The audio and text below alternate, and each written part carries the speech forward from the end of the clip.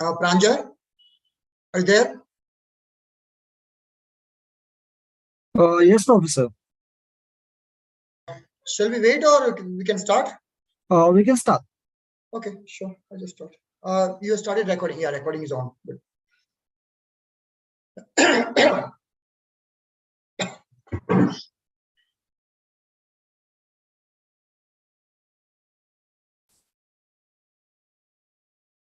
Hello, good evening, friends. Welcome back. I hope your last week was good. And the festival season has already started. So Ganpati, then Navratri, and then a lot of festivals are coming. So I'm right now in Gujarat actually, and in Gujarat, you know, the Navratri festivals is celebrated a lot. So, however, I don't go and play the Garba, but my family members do go there. So they were asking, you know, at what time you are going to come. I said, don't worry, you go and you proceed. I'll be here till 9:30. So I have decided that today I'll play the Garba, like the data analysis Garba or the Microsoft Excel Garba with you. So let's start, friends. Friends, let's try to recollect what we did last time. The last session, basically, the objective was to understand the data. And the couple of concepts of Microsoft Excel, what we learned was, first of all, using the filters. So if you recollect that the filter, with the help of the filters, we can do a lot of things, right? Right, the basic function of filtering, yes, it's possible. Second, we can do the sorting, right? Then we can apply the filters in different ways. Then if you remember, we can apply the filter based on numbers, based on values, based on color also, based on font color also. So one column can be converted into to store a multiple piece of information, right? So all the things we learn. In the next step, we learned the concept of pivot table. So the filter was helping us to explore the data. The pivot table, on the other hand, was helping us to summarize the data, right? So the data file, what we were using, the data file had almost 10,000 plus records, if you recollect, right? Around 10,410 to be precise. So this file or this data to understand without pivot table is going to be a marathon task. So suppose if I ask you, can you summarize the total sales across all 7 markets? Then you have to actually add up all the numbers. But with the help of the pivot table, with a couple of clicks, within a minute, within a half a minute, I say, you can reach up to that stage. So that was the objective of pivot table. That it will help us to summarize the data in a particular way. Okay. So that's what we were discussing on in our live session 1 last time. The Excel file what I gave you, it does contain one more worksheet called conditional table. So that's a way to create a summary table without using pivot table.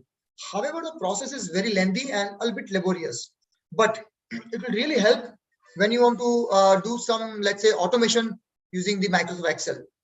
So maybe in the live session 3, if the time permits, we will handle that. Otherwise, I don't know how to pass on that information to you, or what I'll do, I will prepare that worksheet and send it to you. Send it to the admin person to share with you. Okay. So basically, we are going to use the formulas to summarize the table in the last worksheet. So that's all on the understanding the data.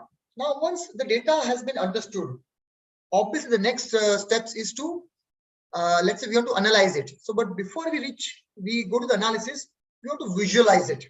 So the pivot table was summarizing the data. Now, today we want to learn some of the techniques of visualizing the data. Now, at this stage, I know many of you would be knowing how to prepare charts and graph, right? I'm sure with that.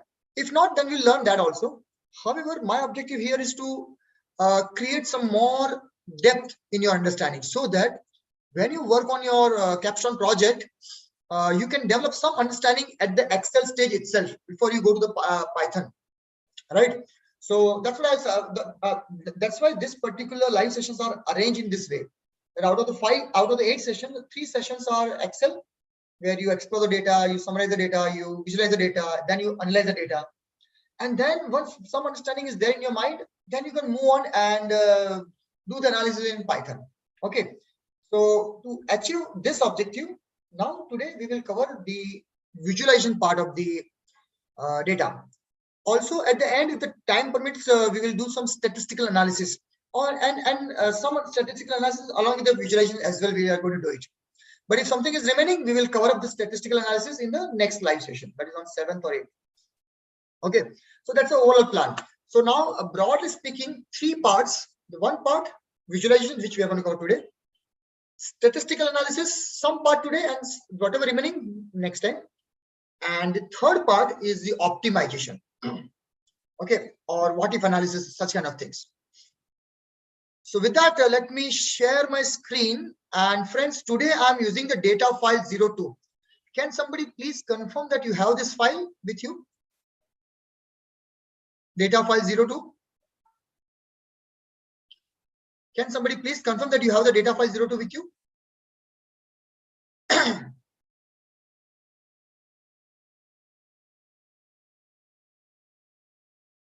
Hello.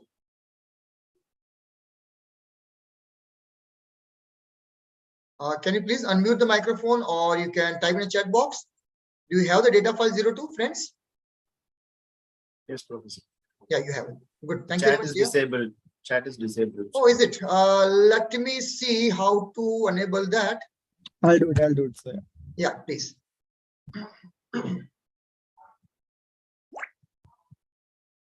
Yeah.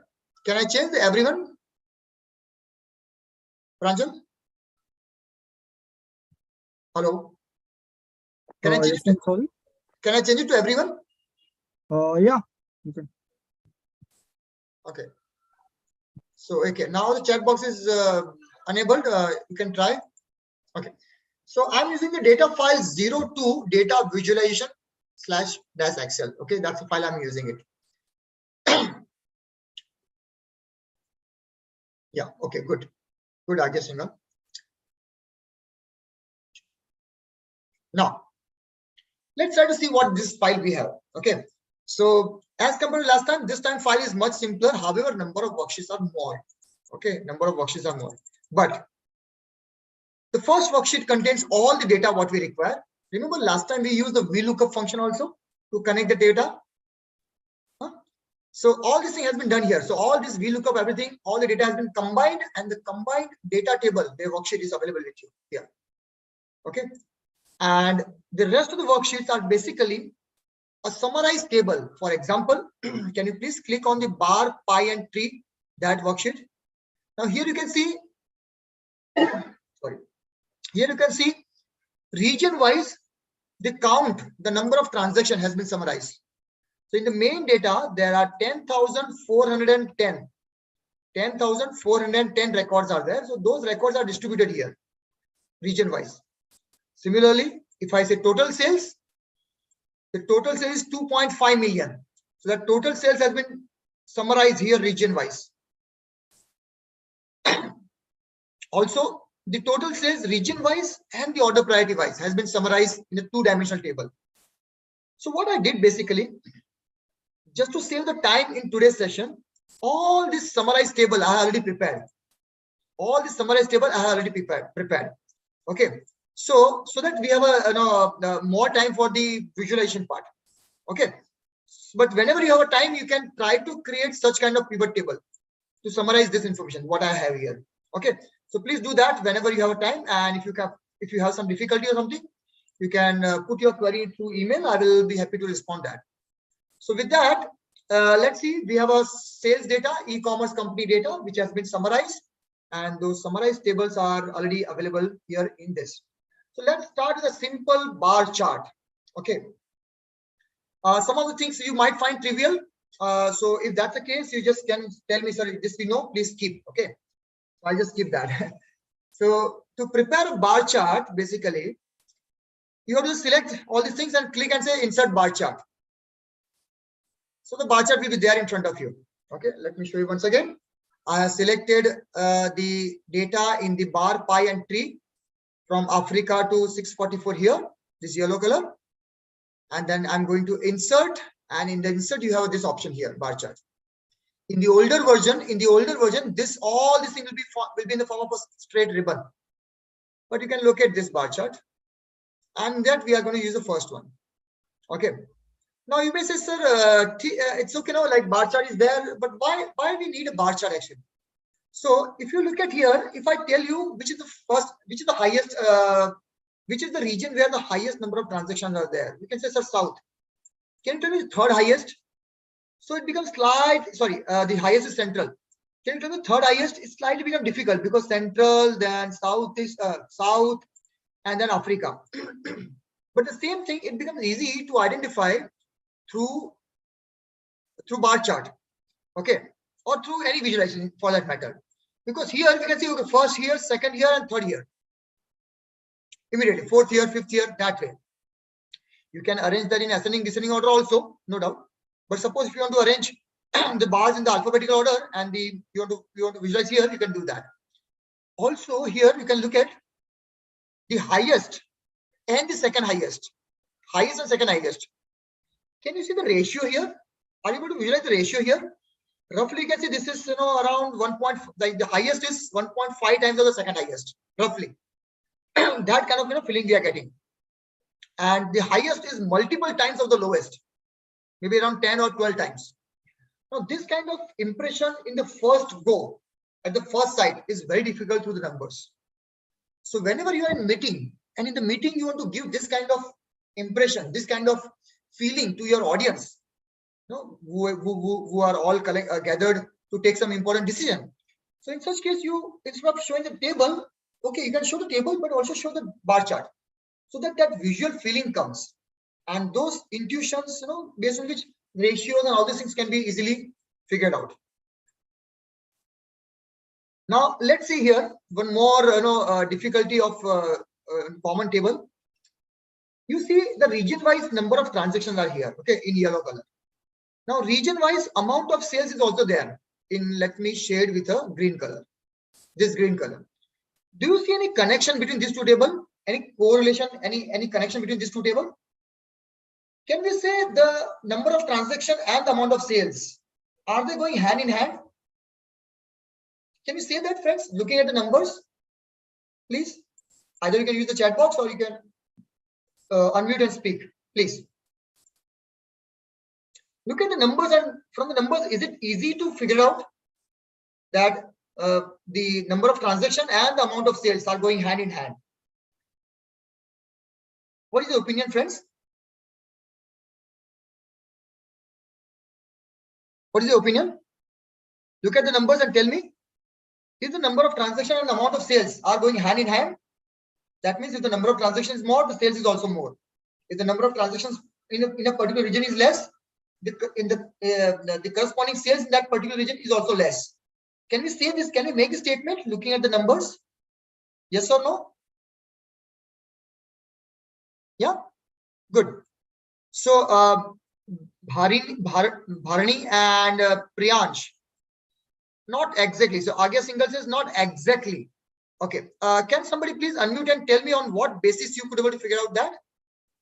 Can you please unmute and just share your logic on what basis you decided this? Priyansh, Bharani and Agya Singhal. Hello, are you able to unmute or not?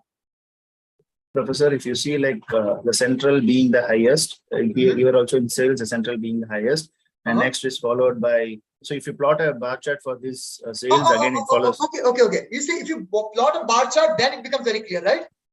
Yeah, it becomes very clear, and it follows the same pattern as above, more or less. Yes. So who is this person? Agya? No. Yeah, Professor Agya. Yeah. Agya. So Agya is saying if you plot a bar chart, it becomes clear. So that's what I wanted to the person needs, that if you try to figure out that using numbers, it becomes very difficult. Your mind is so sharp, to see the highest, then second highest, third highest, fourth highest, then the ratio of this first highest, second highest, and all those things. So much of calculations for 13 regions, very difficult for a common man like me. So as Agya suggested, what I will do, I will plot one more bar chart for this and say, okay, now look at this, both the bar chart together. Now it becomes easy, right? So this is one more use of data visualization, that it it brings the connection, it brings the correlation, it brings the let's say the connection between the two tables or two sets of values, where the region, where the basis of summarization is same. That's in this case region. So both are region, and in that the top one says the number of transactions, the bottom one says the amount of sales, and we say more or less it's same. But can you see where the difference, friends? Which region has some amount of difference? In most of the region, it is more or less same, but in one or two regions, there is some problem. Can you spot those? For example, North Asia. North Asia. Okay. What's your concern, dear? That? For North Asia and EMEA, we have, Yeah. So now this point that EMEA is not following the pattern, right? Between these two, North Asia and EMEA, the EMEA is more striking, right? It's very clear. Here, the North and EMEA are almost same. Here, it is not. So such kind of smaller things. So at a gross level, it's become very difficult to find out the relation between two sets of value using the table. But using the graph, it becomes easy. Also, at the final level, out of 13 regions, which region is not following the trend or not following the pattern? That becomes very clear easily in the bar chart. Okay. Otherwise, to plot a bar chart is not a big deal. Done. Next one. Sometimes it happens that the bar charts or the tables are two-dimensional. That means, let me zoom in a bit. Yeah, like here. So we have a total sales for region wise, which is given here in this green color, in my sheet, green color table cells. And the breakup of that for the different priorities, order priority, critical, high, medium, and low, it is given here. So if you want to visualize this data, again, we are going to use the bar chart. So this time, please, from this red color region to the 10585. Please select all of these values. And again, go to the insert and again click the same bar chart. Okay. And now this time the bar chart is more or less same way, but instead of 1 bar per region, now this time we have a 4 bar per region. Okay, we have a 4 bars per region. Now here we can compare the order priority wise different region. That means, let's say I want to compare the critical order priority. So I can say that in critical order priority, Central and South has the highest sales. Central and South. In high order priority, again, both same. In medium order priority, both same. In low, yes, somewhat same. Yeah, same. So we can say across all the 4 order priority, Central and South are the highest and second highest. So now this type of comparison is possible because we have a bars given in the breakup form. Okay. Now let me try to complicate the scenario by again selecting this, going to the insert, and this time instead of showing this bar chart, I'm going to use this bar chart. Second one, stacked one. First time we use this one. Second time we are going to this time we are going to use this one. Okay. Okay. Somebody has raised a hand. Kajal, tell me what's the problem? What's the issue? Kajal, can you please unmute, Kajal? I think that was my mistake. Sorry. Oh, no issue. Okay. So now look at this 2 bar chart, friends. Both the bar charts are from the same data, right? Both the bar charts are from the same data. One is a grouped bar chart or side-by-side bar chart, and the second one is the stacked bar chart. You tell me which one you will prefer more. Both are based on the same data. Which one you will prefer more? And in what context? Somebody might say it depends on the question or depends on the context. So you can pick up any context, and can you share with all of us why you will use a particular type of bar chart, stacked one or a side by side? Over to you, friends.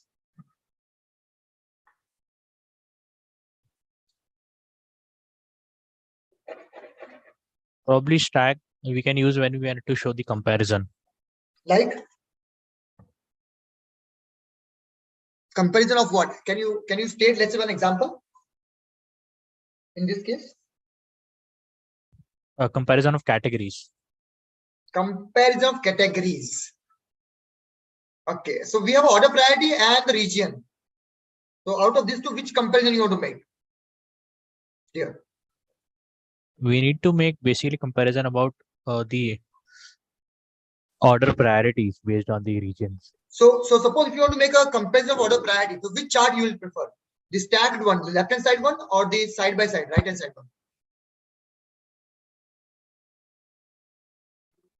I think we would So go for stack, and in case we can get a percentage stack bar, that is even more fruitful. Okay. So what she's telling, just who was this person? Nisha, Nisha. yes. Yeah, so Nisha is telling that if you want to, and I also read her comment in the chat box, she's saying that percentage stack bar is more apt for comparison. So if you want to compare, then percentage stack chart, which is basically available somewhere here, this one. Okay, it shows all of them are same, but right now I'm not making the things more complicated. I'm just trying to first go by the absolute one. Here, look at here. Look at in this right hand bar chart here. If you want to compare, let's say aggregate picture region wise, which region has the highest sales? So here it becomes very difficult because manually the audience has to add up all these 4 bars one above the other and will create a full bar. Okay, and then we can say, okay, first highest maybe this one, second maybe this one, third we don't know which one, all the things will come. So if you want to have an aggregate picture of the region, and within a region, which order priority is the highest?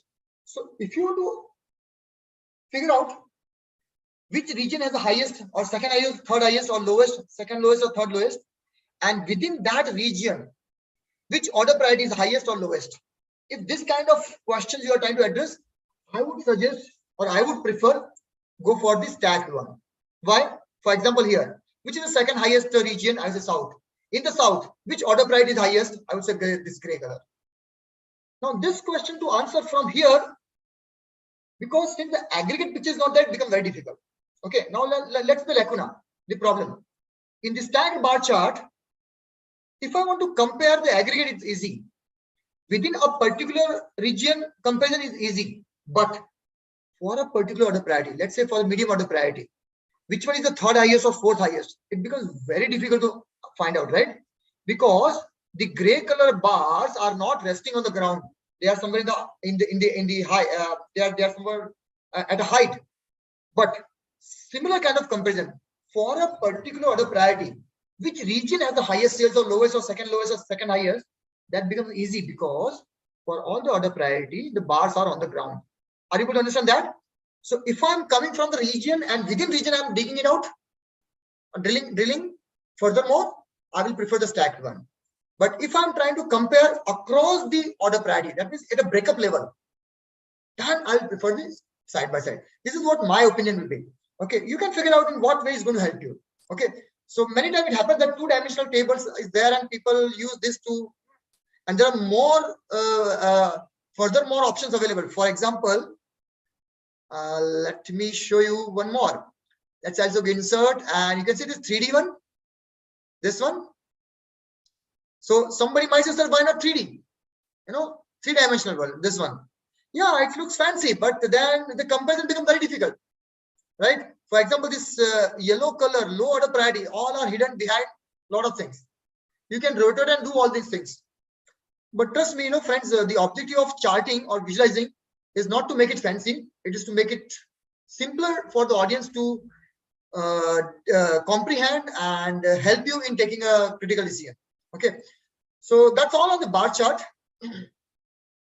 The beautification bar chart, you can figure it out later on using all these options which are available. Now let me go to the next topic here, which is a pie chart. So I'm again going back to my table number 1 here. I'm selecting this yellow color region, insert, and in the insert this time I'm clicking on the pie chart here. Okay, now my question to you is that the data table is same. From the same table we have prepared the bar chart, and from the same table we have prepared the pie chart. Can you help me? Which one would you use and in which context or in which for which need. For what purpose you would use the pie chart, and for what purpose you would like to use the bar chart. The data is same. The data is same. Over to you, friends.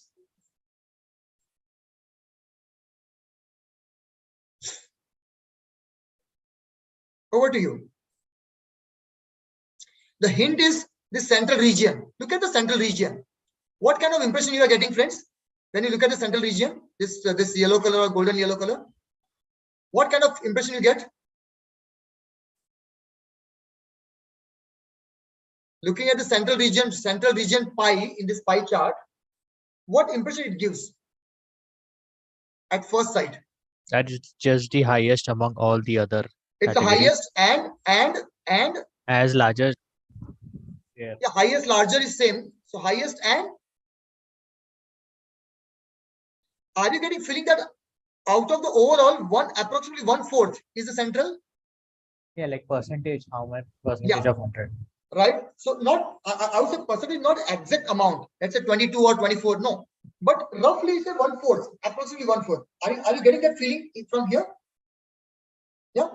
Same kind of impression is very difficult to derive out of the bar chart. Do you agree, friends? Because your mind has to comprehend that central region so much, and out of the total, how much percentage it will be.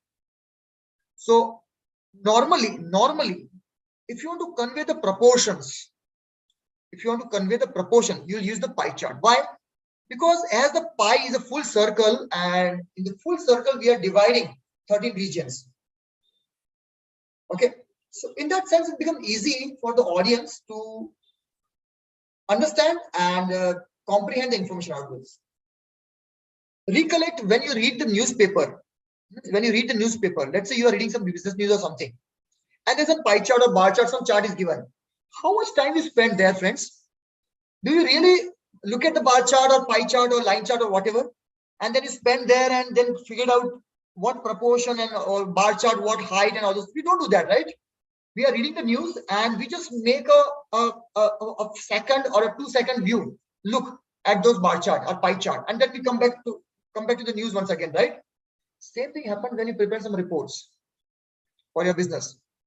The audience is not going to sit with a magnifying glass or with a calculator to analyze the bar chart or pie chart or whatever chart you have prepared.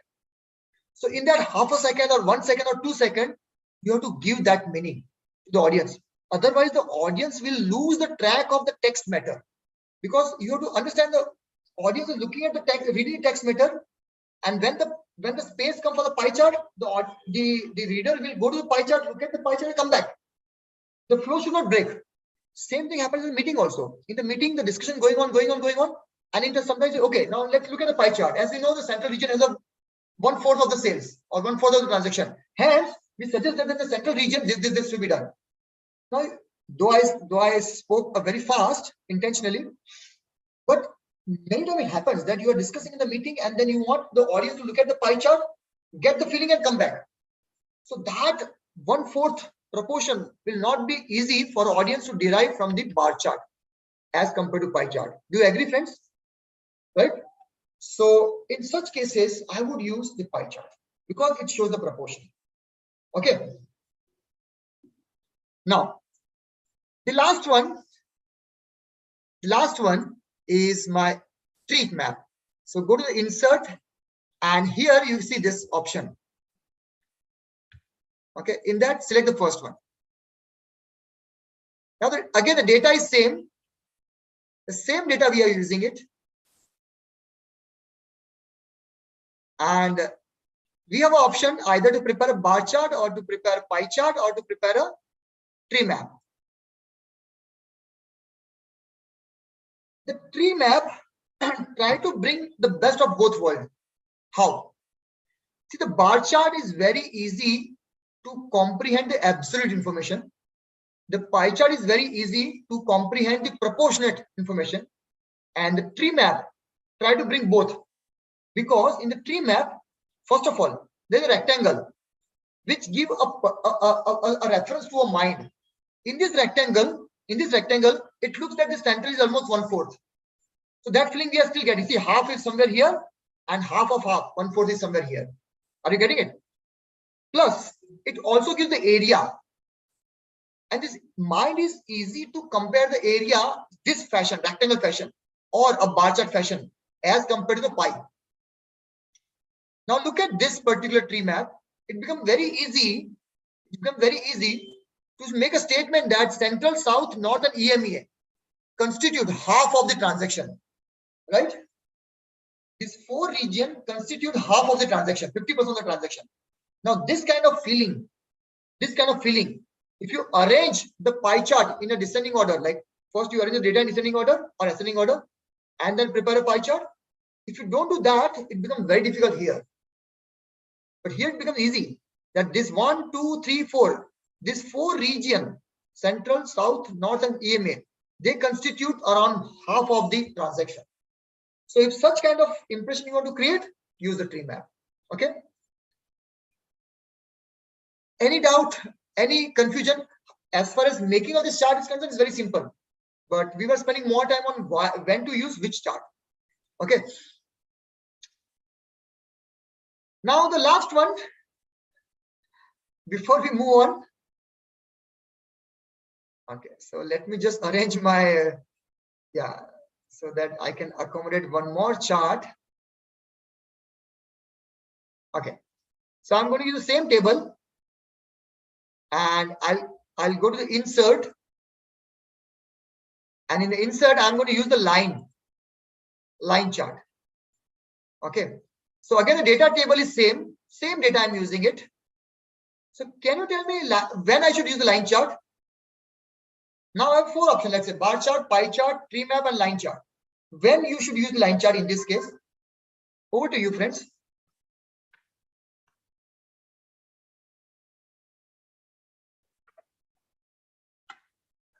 When you will use the line chart?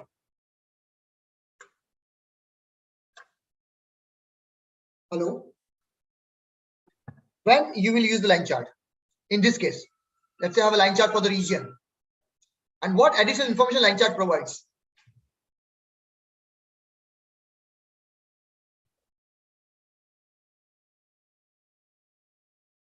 Hello? Probably line chart can give us region-wise differentiation, right? Region-wise trend. So here, do you see any trend, Agya? Nisha? Do you see Probably any by trend putting here? slightly upwards, probably we can put a trend line and then get a more idea. Oh, we can put a trend line and we can get idea. Okay, Nisha, what's your opinion? I mean, I don't see any pattern as such, but yeah, definitely. I mean, depending on the regions, it's just going high and low. I cannot see any specific pattern there. Okay, Nisha and Agya and rest of the people also. If you are seeing some trend, upward trend or something, it is because the regions are arranged alphabetically. Do you agree? Yeah, If they are not arranged alphabetically, the trend will change. correct. Okay. If they are arranged alphabetically reverse order, the trend will change. Yes. So do you see a misfit of using a line chart for such kind of data? Yes. Where the maker, like Dinesh, has an option. If here I put the regions alphabetically, okay, that's why the line chart is like this. Suppose I rearrange this data in some different fashion, the trend will change. That means if you have a freedom to arrange your x-axis the way you want, the line chart should not be used, because it will give you a wrong impression of the trend. Are you getting it? Somebody wrote in the chat box that, for example, Jaya told line chart should be used in case of a time series data, right, Jaya? Why? Because in time series data, the chart maker doesn't have a choice. I have to put the 2010 on the left hand side, then 11, 12, 13, 14, 15, 16, 17, 18, 19, 20, 21, 22. It has to be in this order only, the year wise. There's no other order for the year. Are you getting it? So whenever you have a x-axis, in some order, like date or some order, then only you should use the time line chart, otherwise not. So here in this case, the line chart is a wrong selection of the chart. It's a wrong selection. We should not be using it. Okay, we should be using the line chart mainly for the time series or ordinal data. That is the worksheet number or worksheet line chart. Can you please click on the worksheet line chart? Can you please click the worksheet line chart? Look at the data, the kind of the data we have. We have the month. So this data is for 4 years, 2011, 12, 13, 14. Okay. So we have 4 years, 12 months. So total 48 month data we have. Right. And those 48 months are there in the first column. And the total sales we have. Okay. Total sales we have. Now, if I select the total sales, press Control and then select the month as well. Press Control and select the month as well. So I have selected A3 to A50 and then F3 to F50.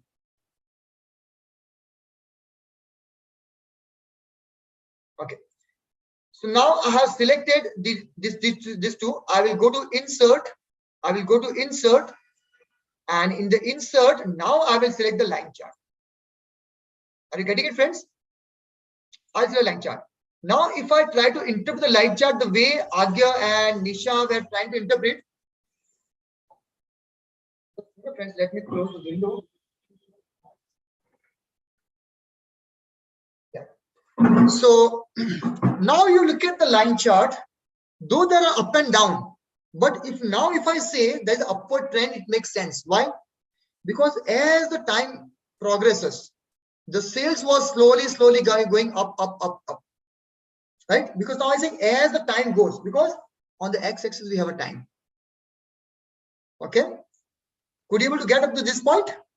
Now, the line chart should not be used only for the visualization. It should be used for a lot of analysis. Okay. So I would request you to fasten your seat belt and be ready to take off the flight for trend analysis. So please click on the line chart. Then make a right click there and locate option called Add Trend Line. Look at an option called Add Trend Line. Okay, it will open one dialog box here. By default, the linear is selected here as a trend line. Scroll down. And the last, at the end, we have two options here: display equation on chart and display R value on the chart. So please tick both of them. Okay. Just for the sake of recording, I'm just making my line chart, my trend line, a red color. It's not mandatory for everybody to do this. Okay. And just for the sake of recording, I'm making this text, this equation and R square value, which I just inserted a bit bigger font, so that in the recording it comes properly. Okay. Now, could you able to reach up to this point, friends, where on the line chart we have a trend? Now this trend is going up, so it confirms our understanding that yes, there is an upward trend because the trend line is going up. Okay, so that's confirmation we got. Any difficulty, friends, to reach up to this point? Any difficulty to reach up to this point? No. Okay, good. Now, let's try to understand and figure out the business implication of all these values. I would start with the R square first. Basically, R represents the correlation coefficient and square of that. So basically, it's known as a coefficient of determination. Don't worry about the technical words. The simple meaning is that this trend line, red color trend line, is representing this blue color actual line chart to the extent of 44% or 45%, 44.79%. Okay. So sometimes it happens, no? Like for example, when we say, let's say right now the BJP government is there at the center. So what percentage of population the BJP government represents. So the amount of votes they got, vote share, what we say. Similarly here, what percentage of the variation in the data has been represented by this red color line? We say 44%. Actually, it's not a very good number. It should be 0.7 or 0.8. If higher, the better, basically. It will be between 0 to 1. Near to the 1, good. Near to the 0, bad. Normally, I prefer, like say, I suggest 0.7, 0.8 or something. But right now, it's 0.44. It's okay. For the sake of discussion, we'll just take up this. Let's see the next one. This says y is equal to 37.892 times x minus 2 into 10 raised to 6. That is minus 2 million. Minus 2 million. That's what it says. Now, can somebody tell me what is the meaning of 37.892? What is that value? What that value represent? Over to you, friends. What that value represent? 37.892.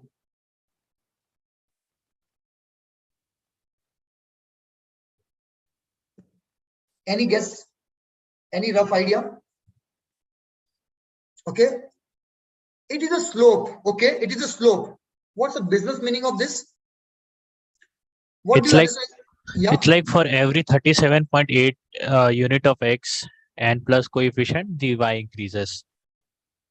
If Oh, there okay. is one unit of Your statement structure is right, but the words are misplaced. Can you correct the words? You said for every 37.892x, the y increases. so like for if we consider x as equal to 1, Huh? so y will be 37 point something and the other coefficient. So when the x is 2, what will be y then? So it would be 37 into 2 minus 2e raised to No. Okay. Right. Okay. So why the same thing is not for the 1 also? If x is 1, the y should be that same, no?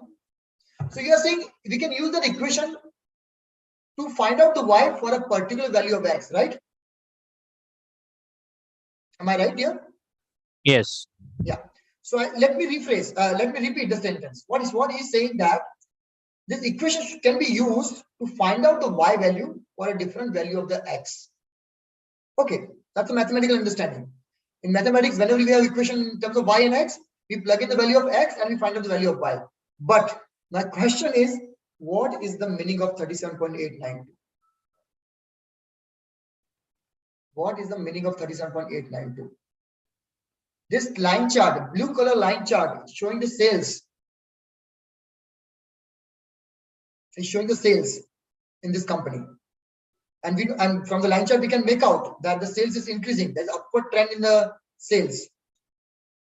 With this context, what's the meaning of 37.892? Okay, Jaya says it tells the relation between y and x, how they are related. Okay, Jaya. So how they are related? That means you are saying positive correlation, negative correlation, or anything else?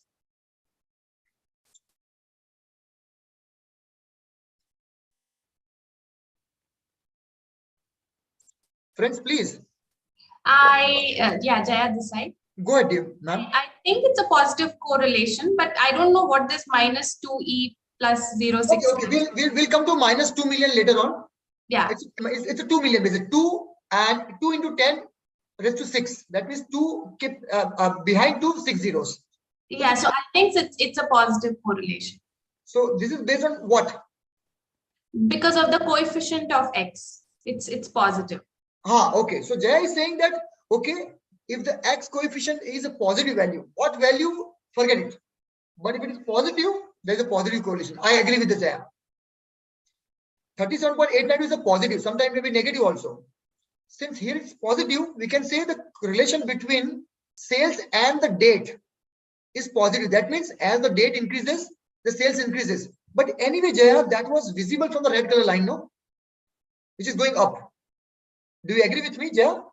Yes, I agree. But it shows the extent of the relation between the variables. Say, No. suppose if y was equal to no. Okay. 37.892 doesn't show the extent of the relationship. Yeah, R square we say R square 0.44 can show the extent. That up to what extent the date and the sales are correlated. Okay, and that's the R value. But anyway, that will come when the scatter plot worksheet comes. Right now, 37.89, what it represents. Somebody was saying, x equal to 1, x equal to 2, and all those things. Let's do a simple thing. If I put x equal to 1, the sales will be what? Something minus 2 million, 37.89, something that. Let's put a very big number, x equal to 10,000, or let's say 1 lakh. Then, if you put x equal to 1 lakh, you can find out the sales. Now put x equal to 1 lakh and 1 and find out the sales. What will be the difference between these two values? Will it be 37.892, friends? So as somebody was saying at the start of the discussion that for a particular value of x and all those things, so let me rephrase that sentence saying that for a 1 unit increase in x, I repeat, for a 1 unit increase in x, how much there is an increase in y? See, when we have a slope, no, what is the meaning of slope? If you are staying in an apartment or in your home or wherever, if you are climbing the steps, what happens? In every step, how much height you are covering? Do you agree? And based on that, we can say this staircase is a steep or not steep. If it is steep, what it means? For every step, the height is more. At my native place in near Mount Abu, in my home, the steps are very heighted.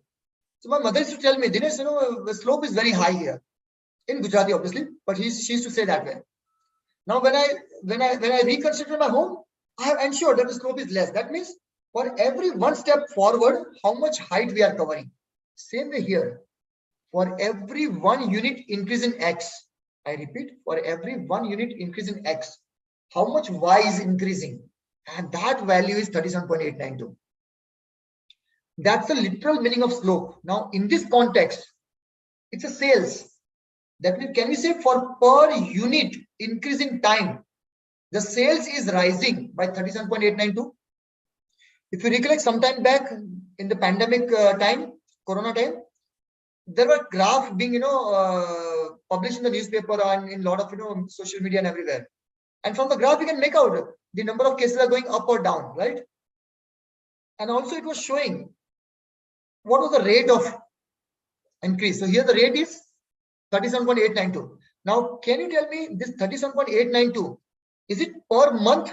Let's say for every 1 month increase, or it is per day, or it is per year, per minute, per second, what?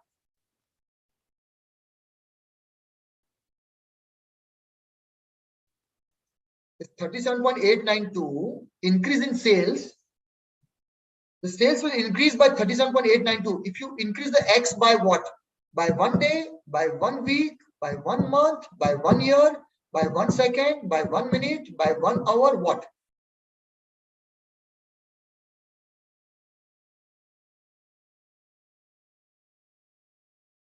Tell me.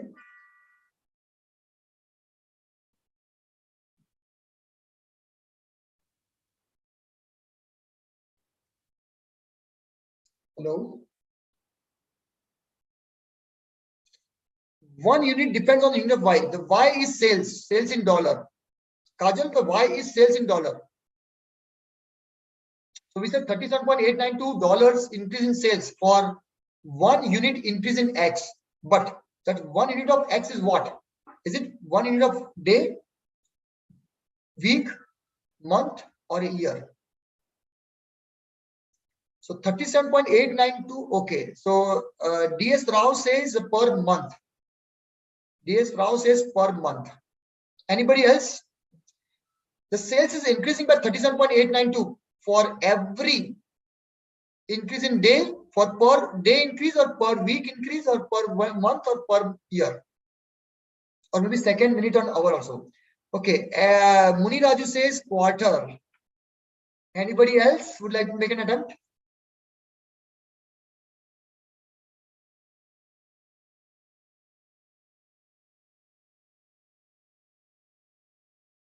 Okay.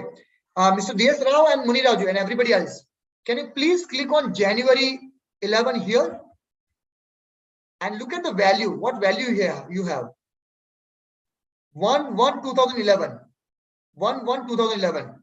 Then February 1 to 2011. Okay, look at that. Though it shows the month here, but actually there's a date. Okay, so this 37.892 is the amount of increase in sales per day increase of the time.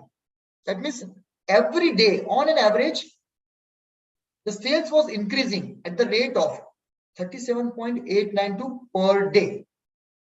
How to confirm this? How to confirm this? Whether one understanding is right or wrong? Let's see this way. If DS Rao and Muni Raju says quarter or month, then look at here, friends. This red line is somewhat here at 24,000, right? 20,000 here, 40,000 here. It's around 24,000. Is ending at 48. Is ending at 80,000. So the sales has increased from 24,000 to 80,000. Do you agree? In these 4 months, right? In these 4 months, the sales has increased from 24,000 to 80,000. So what is the total increase in sales? 80,000 minus 24,000. That is around 56,000. So 56,000 sales has increased in how many months? 48. So if I divide by 48, the per month increase in sales should be how much, friends? In 48 months, if the sales has increased by 56,000, so per month, how much the sales has increased? Can you give me the number? I have done in my calci, but I want to see that whether you are able to understand and do it at your end or not.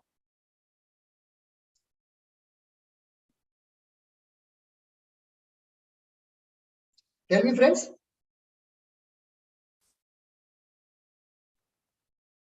Otherwise, when you start using the trend analysis, your understanding will go wrong grossly.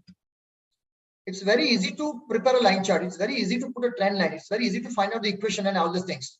But if you do not interpret rightly, it's a problem. And it's a big problem, I would say. So tell me, friends, the sales has increased from 24,000 in January 2011 to 80,000 December 2014. So in 48 months, the sales has increased by 56,000. So in 1 month, how much? And that comes to 1,116, which is here not matching, right? See here, it's 37.892. So this 37.892 represents per day. You can confirm this.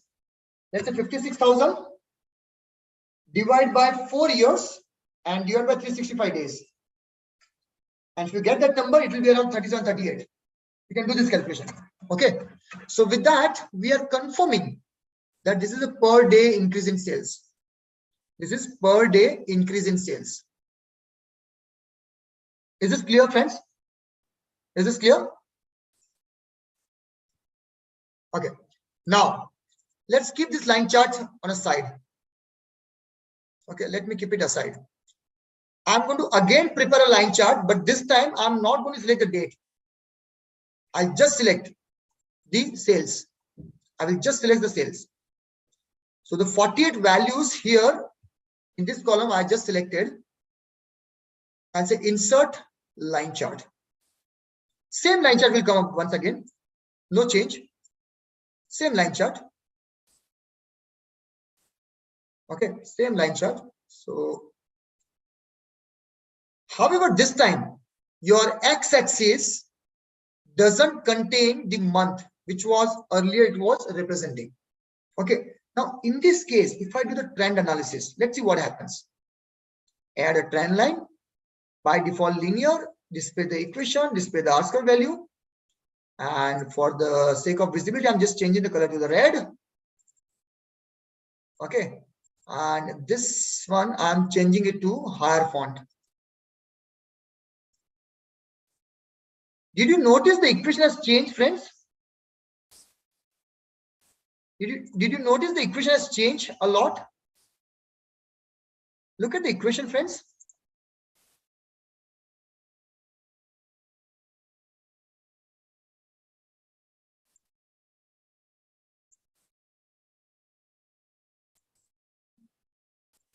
Okay, see the equation here, 37.892x minus 2e something.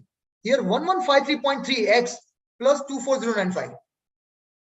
Now this time, since you didn't supply the X information, system has assumed the X to be 1, 2, 3, 4, 5, 6, 7, so on and so forth. You can see here 1, 2, 3, blah blah blah blah blah. Now the interpretation of this coefficient 1153.3 remains same, that it is a amount of increase in sales per unit increase in X. Now here the X is increasing by what? By one number 1, 2, 3, 4, 5. And do you agree that the number 1, 2, 3, 4, 5 up to 48, they represent the month this time? Because now we are not punching a date, it's a pure month, right? So now it's a month. So now we can say 1153.3 dollar increase in sales per month. If you divide that by number of days per average number of days per month, you will get 37.892. You can do that calculation.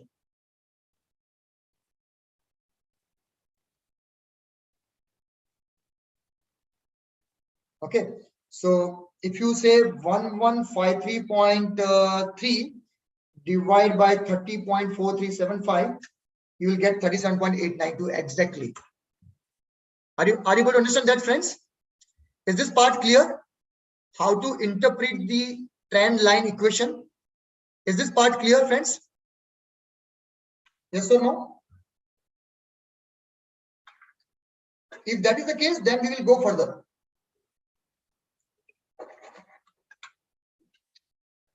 Okay, good. Now, for the sake of simplicity, I'm using the second line chart, which I just prepared. Now look at here. 1153 we understood. What's the meaning of 24095? What's the meaning of 24095?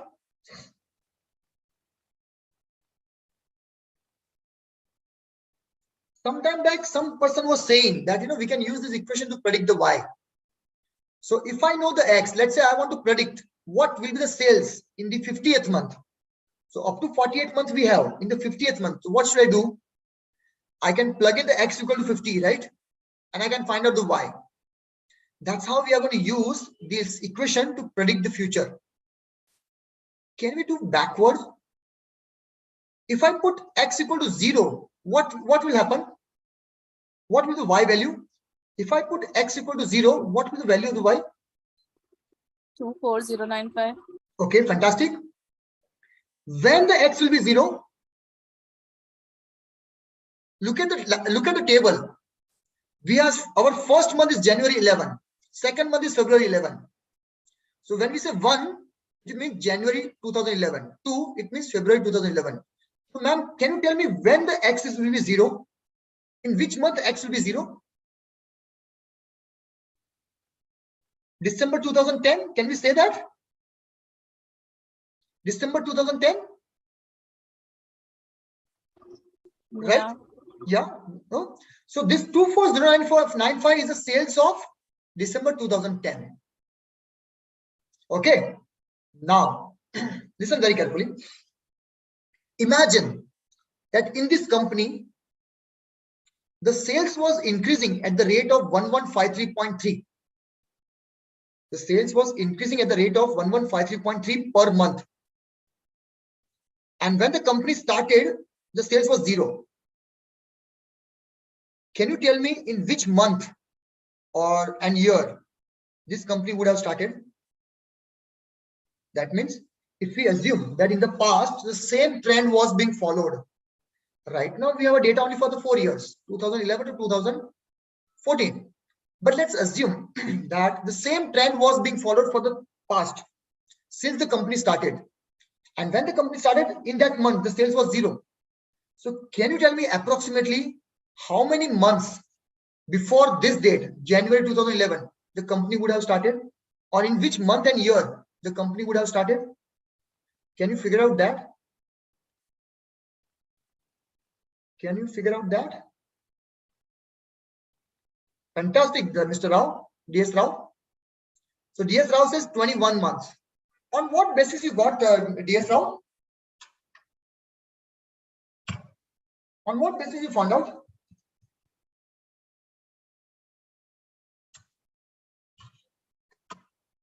when the y equal to 0, just solve for the y equal to 0. Because I said at the start of the company, the sales was 0. So you find out what is the x value. So now, DS now, when you found out the x equal to 21, right? So when you put a y equal to 0, you'll get x equal to 21 or minus 21. X equal to 21 or minus 21. It's a minus 21, right? It's a minus 21. Okay. Now carefully. When x equal to 1, it is January 2011. When x equal to 0, it's December 2010. Now go backward. When x equal to minus 1, it's a November 2010. When x equal to minus 2, it's a October 2010. Same way, you have to go back, and we reach the March 2009. I think March 2009. That is a month and year at which the company would have started. Are you able to understand how this equation can be used to do to make estimate about all these things about the past and the future? Okay, that is what we call as a trend analysis. Okay, now let's try to make this trend analysis for different order priority. Okay, let's try to make this trend analysis for different order priority. Right now, we have prepared this trend only for the total. So, friends, carefully, if you keep your cursor in the chart, the background data will get highlighted. You can see here the yellow color border is coming here, right? So this one I can carefully select and drag onto this side. If I do this line chart changes. Now I say the R-square value is 0.16 and the Y has become 70.29. So I note down this value, Y is equal to 70.29. That means the rate of increase of sales per month in case of a low order priority is 70.29. Okay. If I do it for the medium, it is 625. If I do it for the high, it is 371. If I do it for the critical, it is 86.408. You can make a separate 4 chart also. No issue. Okay. Look at all these trends. 86, then 371, 625, and 70. In which order priority you see the growth rate is highest? Medium, 625. No, in the medium order priority, the growth rate is highest, right? It's 625. It's increasing per month at the rate of 625 per month. In rest of the case, it's very much low. Are you able to understand that? So this way you can analyze your different business segments. What is the growth rate in those business segments? Then you can compare them. So there are many times we do the 2 type of comparison. One is absolute comparison. That means the total sales. How much is total sales? If I want to do that, I can find out the total of these 4: critical, high, medium, and low, right at the bottom. And I can say, okay, here let me find out the sum. I would say, okay, this one is 193,000, and here is 760,000. Here is a 1.439 million. Here it is 190. So in terms of total amount of sales, the medium order priority is the highest, and also in terms of rate of sales growth is also the highest, 625. So this way you can do a finer level comparison using a trend analysis. So I would request you to prepare or to make a separate line chart for all critical, high, medium, and low, and do the comparison. Okay. That's all on the trend analysis. Now, please come to the Sparkline charts. I'll just show you the Sparkline chart, what it is. And then we'll take a break for around 10-12 minutes. So come to the Sparkline charts, please. And let's see the use of this.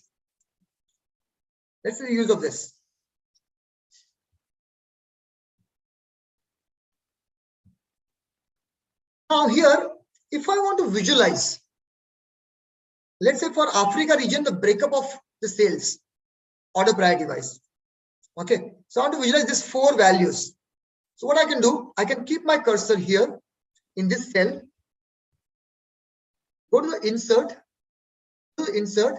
and in insert you can see this column and line. So select column. I repeat once again, I'm keeping my cursor here, Sparkline Charts, here, insert and column. In the data range, I'm going to select Africa to,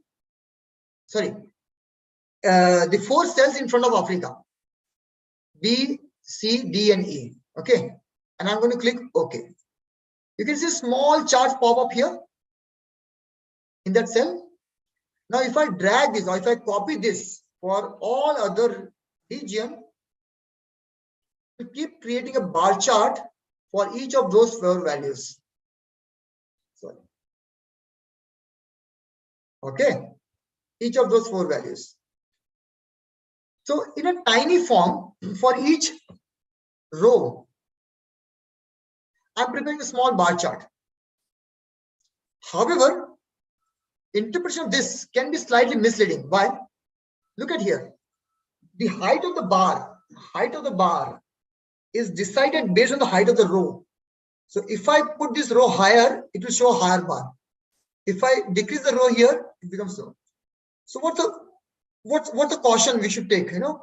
That in this sparkline chart, you should never compare this sparkline, that means this one.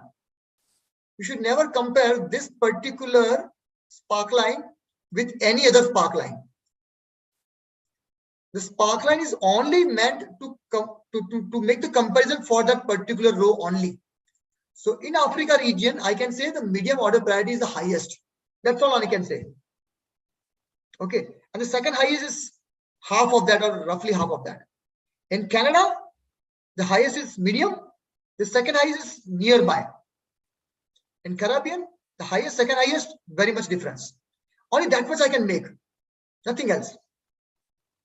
You can't say this bar here is smaller than this one. No, it's not that way.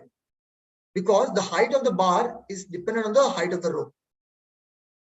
Are you able to understand that, friends? So look at this now. Now this will give you wrong impression. Right? This is 49,000, this is 5,000. This is 49,000 and this is 5,000. But you see this bar is higher, this bar is smaller. So don't go by the height of the bar and don't make the comparison across the row. For that particular row, you can make the comparison. Okay. Similarly, since here the data is critical, high, medium, and low, if I have a data horizontally, the year wise or time scale, 2011, 12, 13, 14, and if I make a chart here, I will prefer here a line, sparkline line charts. Sparkline line charts. So this time I'm going to select the line chart here. Data is coming from here. And I say click OK. So now I can see a small trend line, small line chart. And overall, it gives the impression that in Africa, the sales or the average sales seems to be coming down.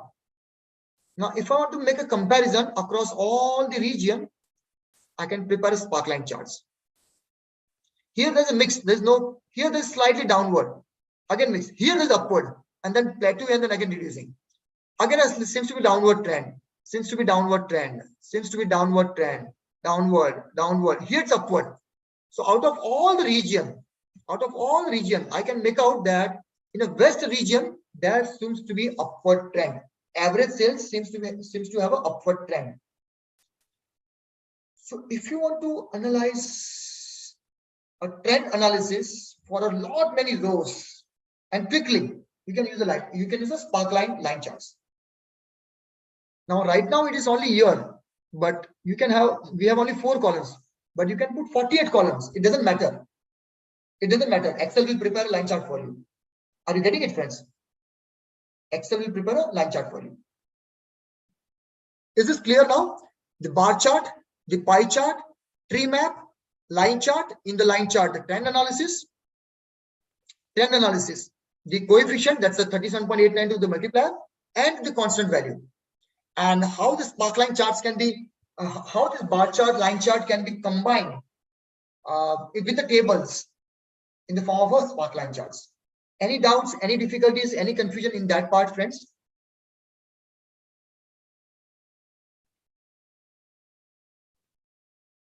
Okay. Now, yes, I'll say some more time is there.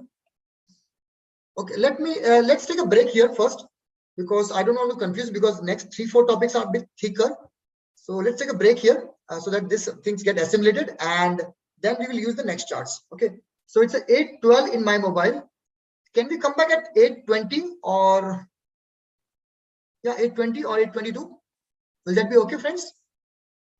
Yep, that works. Yeah. So let's come back at 8:22. Thank you.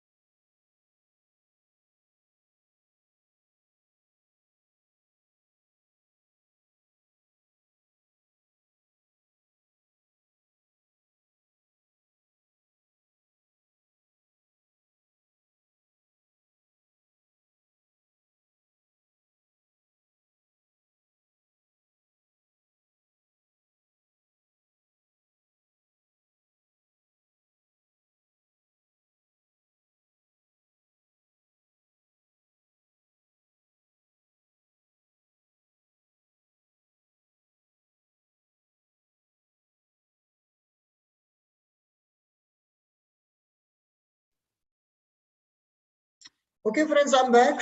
I hope you are as well. Okay, I'm proceeding now. So now we have learned bar chart, pie chart, tree chart, line chart. Now let's try to understand how we can use this chart along with the filters. So remember, sometime back I was telling you, we have to prepare, let's say, line chart for different, let's say, critical, high, medium, and low, and all those things. So if I want to do this quickly, how to do it? Okay, so let me ask you to please create a blank worksheet. Please create a blank worksheet. At the end of the worksheet list, at the end you have plus button, please create a blank worksheet. So in this worksheet, I want to create a, let's say, a chart which can be filtered. Okay, so what I'll do, I will go to the main data, sales data. I'll go to the main data, sales data. Keep your cursor anywhere here. Go to insert. Go to insert. In the insert, go to the pivot table. Okay, and let's say I want to create this pivot table in the existing worksheet. So not here, but I would, yeah. So I will go here and say I want to create a pivot table somewhere here. Okay, in my new worksheet. In the last slide also we saw how to create a pivot table, right? So let us select a region-wise sales. Let us create a region-wise sales. Right, so I have to drag and drop region here. I have drag and drop sales here. Now region-wise sales is there in front of me. Select all these values. Go to insert and create, let's say, a bar chart. First, I'll show a simple one, a bar chart.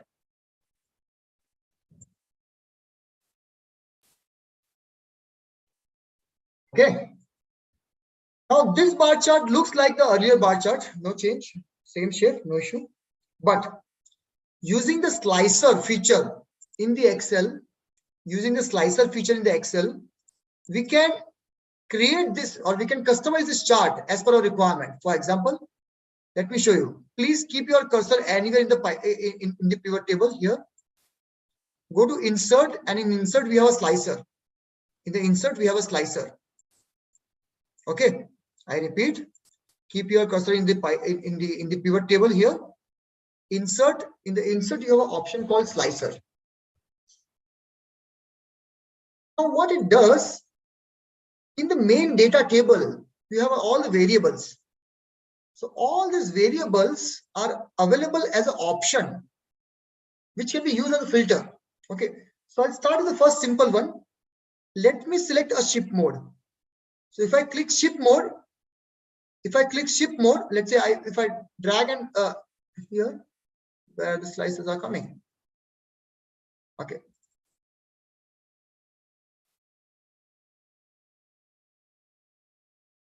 Yeah, ship mode. Yeah, I think I can select ship mode. Yeah, so let me clear ship mode. If I create that, you can see this option is coming here, ship mode. Okay, and in my ship mode, how many ship modes I have? Let me check it here. So if I go here and say ship mode, if I go here and check the ship mode, where is the ship mode here? Yeah, ship mode. There were 4 ship mode, right? First class, same day, second class, and standard class. So accordingly, I got 4 options here. Now, if I select the first class, this bar chart is now only for the data where ship mode is first class. If I select same day, this is only for the same day. Second class, only for the second class. Standard class, only for the standard class. So with this, I can quickly check whether the sales distribution here across the ship mode, is it same or not? Are you getting it? So this way it becomes easy to filter and do it. If you want to select multiple, you can press Ctrl and select multiple. Let's say I want to see the bar chart for first class, same day, and standard class together. I can do that. Okay, if individually, I can check individually. Not only this particular feature will allow you to further drill down. Let's say I want to check in first class, different order priority. In first class, different order priority. So I can add one more slicer. I can put my cursor here, insert, slicer, and let's say I want to check the order priority. So now this time I want to select the order priority. So that will help me to further filter the data. Okay. Now I have selected first class. Let me select all of them first. So if I select all of them, now this is the total bar chart for all the values. If I select only the first class, in the first class, if I want to view only the high and let's say high order priority. So this shows me only high order priority. In the first class, only high order priority. It is like an and condition. How many records are there where the shift mode is first class and the order priority is high? For those records, you summarize the sales. You summarize the sales using region as a base. And this is what it shows. Are you getting it? So this way you can apply the filters, look at the situation very fast. So now what we are doing, in the last class, we learned how to understand the data. Now in this class, we learned the data visualization. Now we are combining both. In the last class, we learned the pivot table. Remember, we learned the filters. And in this class, we are learning the visualization. So all things we are combining together. This slicer are acting as a filters. This is my pivot table, and the pivot table data is being visualized here. Now this visualization can be in the form of a bar chart. It can be in the form of anything else, like maybe line chart, maybe pie chart, or whatever. Okay. So sometimes, like I was telling you, to analyze the line chart for different order priority. Let's try to see that if we can make up that kind of thing. So let me delete this and let me just a minute. Let me prepare a pivot table with a month on the x-axis. Okay. So I'm going to remove the region from here. Instead, I will put a date. Instead, I will put a date, order date. Yeah. Okay, I got it. Now, in this, I will open the data for all the quarters and month and everything. Okay, I can open the data for all the months. Got it? Now, let me prepare a line chart for it. So what I'm going to do, I'll prepare a line chart for it.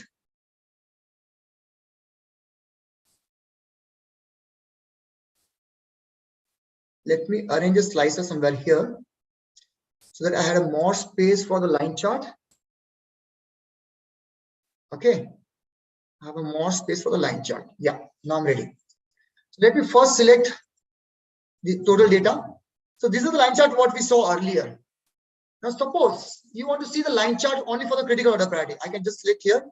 This is the line chart for critical order priority. This is for high order priority.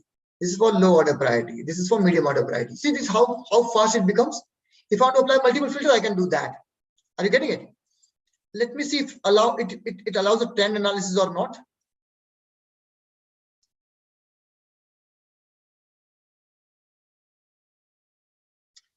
And let me beautify, or let's say make it a red color so that it's visible in the recording properly.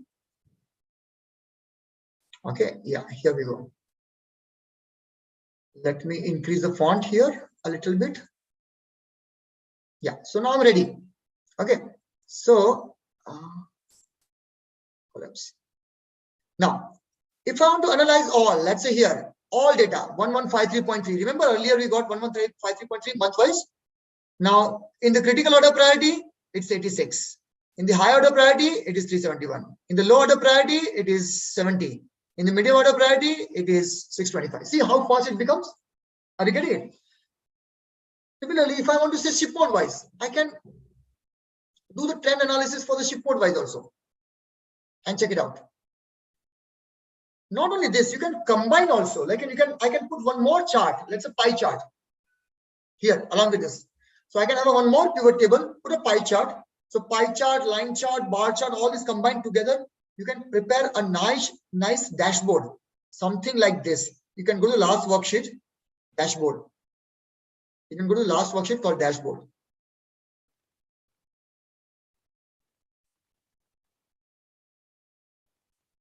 So I have a bar chart, region wise. I have a line chart. Right now, quarter wise. I can increase it to month also. Okay, I can increase it to month also. Let me do it. Yeah. Now, if I select the segment home office, let's say. So what happened? The region, this bar chart is customized for the segment home office, and the line chart also is customized for that. Line chart is also customized for that. You can notice the difference, right? You can notice the difference. Corporate, more or less same. Consumer, more or less same, but just changing. Critical order priority, high, medium, low. So this way you can put multiple charts, maybe combination bar chart, pie chart, line chart, trend analysis, all this together, and then you can apply the filters. And then you can prepare a nice dashboard. So in the meeting, when you want to analyze or when you want to explore the data, and when you want your audience to understand the data in multiple ways with multiple filters and slicing, all those things, you can use this slicer. Okay. So with this, I'm closing my discussion for the charts, which are more or less simple ones. Simple in the sense they are straightforward, like bar chart, pie chart, or line chart. The line chart was slightly mathematical. Let's say there was some trend analysis. So some of you might find it, slightly computational point of view, slightly heavy. But the next chart, what we are going to use is called histogram and box plot. Okay. Statistically, these concepts, histogram, box plot, and the scatter plot, both are statistically very heavy concept, but we'll try to understand in a very simple way. Remember in our school days, we used to prepare a tally marks in our statistics class, tally marks. Let's say I want to prepare a tally worksheet for quantity. So what I'll do, 8. So I will put a number here. Let's say 1, 2, 3, 4, 5, 6, 7, 8, 9, 10, 11. Then 8. So I'll put one line here, right?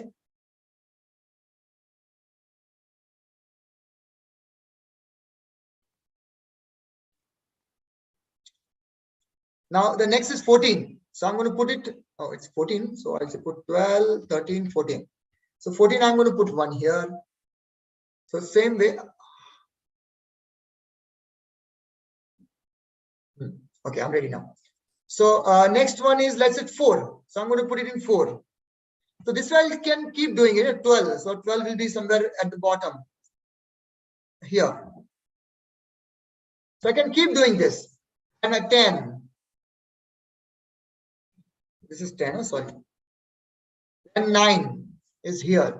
Then again 4. So when I come to 4, this is here, 4.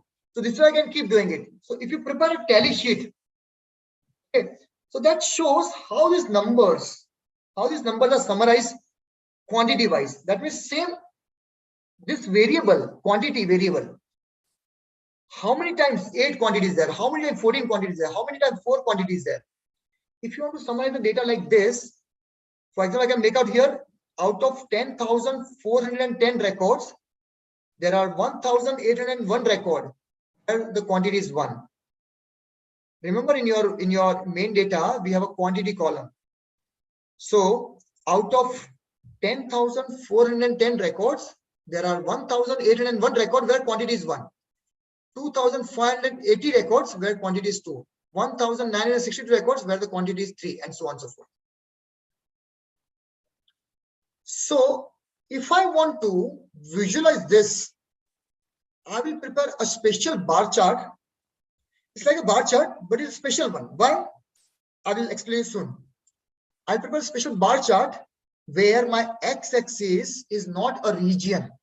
My x-axis is quantity. Okay. So my x-axis is quantity, and this one, y-axis, is count of that quantity. Repeat. My x-axis is quantity and the y-axis is count of that quantity. If I have that kind of chart, it is called histogram. It is called histogram. Okay. Just a minute. Let me beautify that little bit. Beautify this is clean up a little bit, because a small blue color bar chart is coming because of the quantity which is not required actually. Okay, let me prepare once again. So I will just select this numbers and I'll prepare a bar chart for that. And now this bar chart is wrongly representing because it shows the quantity 2 is this many times, but no, it should be quantity 1. So how to check how to match that? I will right click in the chart area. I will go to the select data. In the select data, I'll say horizontal x-axis label. I will edit and I will select the x-axis as quantity 0, 1, 2, 3, 4, 5 and 14. If I click OK, now you can see the chart has changed. 0, there is no order with 0 quantity. It's not possible, right? There are so many orders, this blue color bar, around 1801 for the 1 quantity, for 2, 3, 4, 5, 6 and so on and so forth. So this type of chart, though it looks like a bar chart, but since in the bar chart, if you recollect, the x-axis had a category which doesn't have a universally accepted order. Somebody can put it alphabetically, somebody can put it alphabetically reverse order, somebody can put it in other orders, whatever. But I'm sure you will agree that the quantity cannot be put in different orders. It has to be in this order only, 0, 1, 2, 3, 4, 5 and up to 14. You can't have a reverse or forward. Do you agree with me? If you put quantity reverse, it becomes, absurd. People say, what is this joke? Why are you putting in a reverse order of the quantity? Or if you put in a haphazard order, they will not accept it. So if the x-axis is a numerical variable which has a particular order, like 0 on one side and 14 on higher number on the right hand side, the lower number on the left hand side, if that is the case, this type of chart is called histogram, which shows the distribution of the data for that quantity. Now to prepare that, I have to count how many times 1 is there, how many times 2 is there, and so on and so forth. It could become very difficult. Okay. So what we will do, we will use the Excel feature to prepare the histogram. Right? So please select the column B. Please select the column B. Go to insert. Go to insert. In the insert, you see the bar chart here and there is a small icon here, blue color bar chart. This one. In that, to select the first one, see here, you click on that, it will create a histogram for you. It will create a histogram for you. Okay. Oops, my Excel has stopped working. Huh? It seems that it has been overloaded. So just give me a minute to restart the Excel, please. It's restarting on its own. Fantastic. I hope it would have saved things what I've worked. Yeah. So I got it back. So this way the Excel can give you the histogram directly. It shows the distribution. Now look at the tail of this histogram. Look at the tail of this histogram. Okay. So this was a histogram for quantity. Let me prepare a histogram for the profit. Let me prepare the histogram for the profit. Similar way. Insert, select the column, insert, histogram, and let's say here. Do you see any difference between the histogram earlier and this one?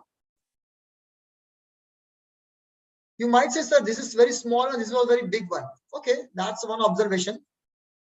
This is big one and this is small one. That's a big observation. But do you see this histogram, this profit histogram seems to be more symmetrical as compared to the quantity histogram, right? Here we have a tail on both the sides. This particular bar is creating a slightly distorted view. Otherwise, it's become nice, mountain shape, a uniform symmetrical, not uniform, a symmetrical mountain shape, right? Here it is not like that. The tail is on the right hand side. There is no tail on the left hand side. Let me check for the shipping cost. Let me check for the shipping cost, how the histogram is.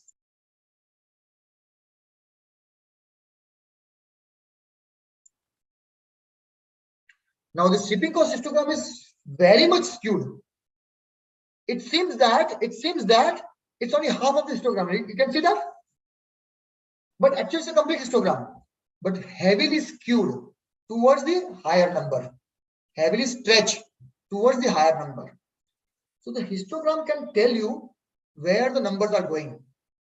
Is it going too far on the right hand side, or is it going too far on the left hand side, or is it going too far on the both side? Now, how this understanding is going to help us, friends? Have you heard a concept called outliers? Have you heard something called outliers? What's the meaning of outlier? Can anybody please share? What do you understand by outliers? If somebody says there are some outliers, what do you understand out of that? Over to you, friends.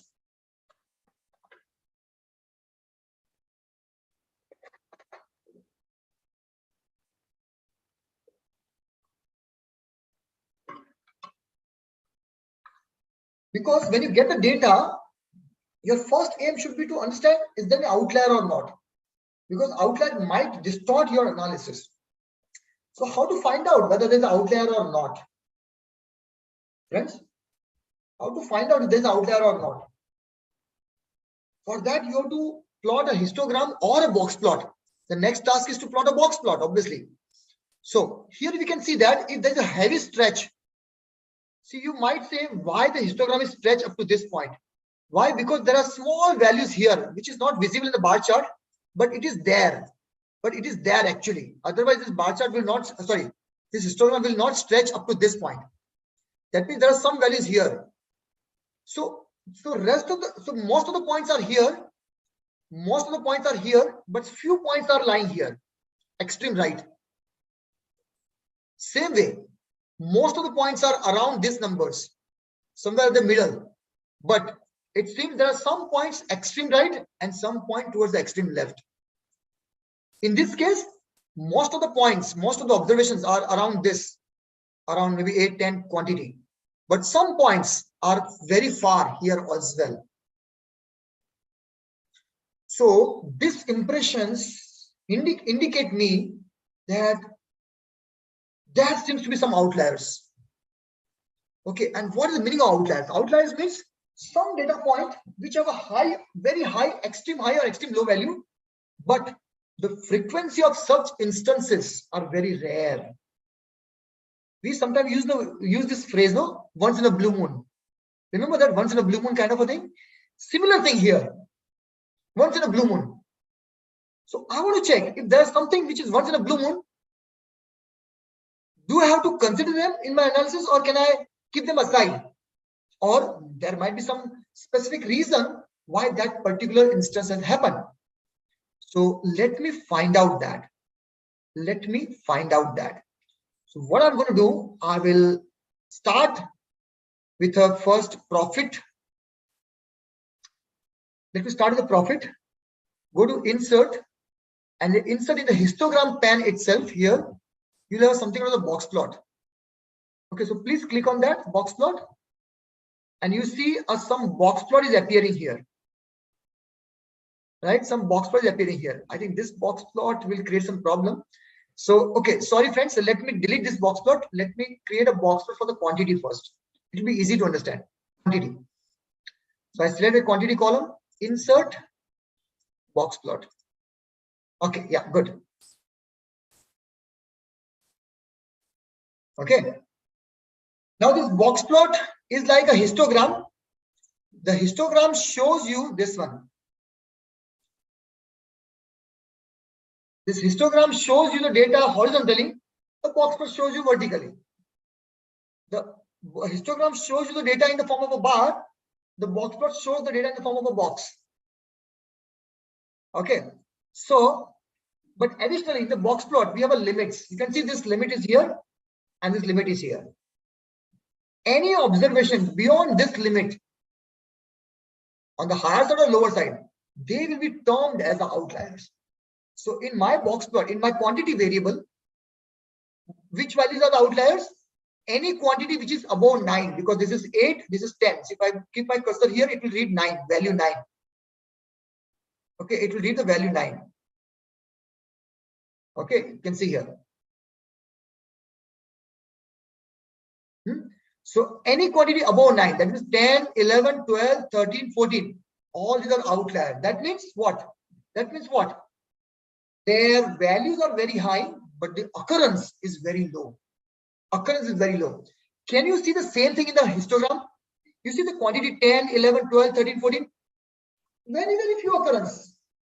Very, very few occurrence. If you see those values, 54 times. Now, if I see here, how many times they appeared. So if I add up that, 178 times the quantity was 10 or more than 10. Out of how many? Out of how many? Out of 10,410 transactions. So I would say out of 10,410 transactions, only 178 times the quantity was 10 or more. So what percentage this represent? It represents hardly 1.7% of the data. Now you can take a call whether you are going to consider those records or not. Okay, but as per the box plot analysis, they are the outliers. They are the outliers. Are you able to understand that, friends? What do you call the outliers? The outliers are the observations which are very high value or very, very low value, but their occurrence are very, very low. They are very rare phenomena. Okay, so let me find out the outliers for profit. Let me find out the outliers for profit. If I do that, I'll prepare a box plot, and the box plot is going to be very, very thin. Very, very thin. And let me just give me a minute to prepare a very high resolution box plot. Okay. So you can see now, you may say, sir, here there are a lot of outliers. Yes, yes. There are a lot of outliers, no doubt, because this line, from this line to this line, what is this line? This line, first line shows me, I'm not able to read, yeah, minus 55, and the top line, 92. So the profit value between minus 55 to 92, the profit value between minus 50 to 92 is a normal range. Is a normal range. Rest everything is extreme values on the higher side or lower side, but with a very rare frequency, very low frequency.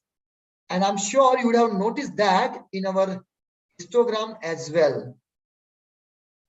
Right, friends? In our histogram as well, you might have noticed that. The most of the data are here. You can see this between this point to this point. The most of the data are here between minus 79 or minus 151 to here. You can see here. And these are the extreme values. So anything beyond this point and anything beyond less than this point, they are all outliers. Outliers in the sense, those values are there. Such kind of instances are very, very rare. Are you able to understand that or not, friends? Are you able to understand that or not?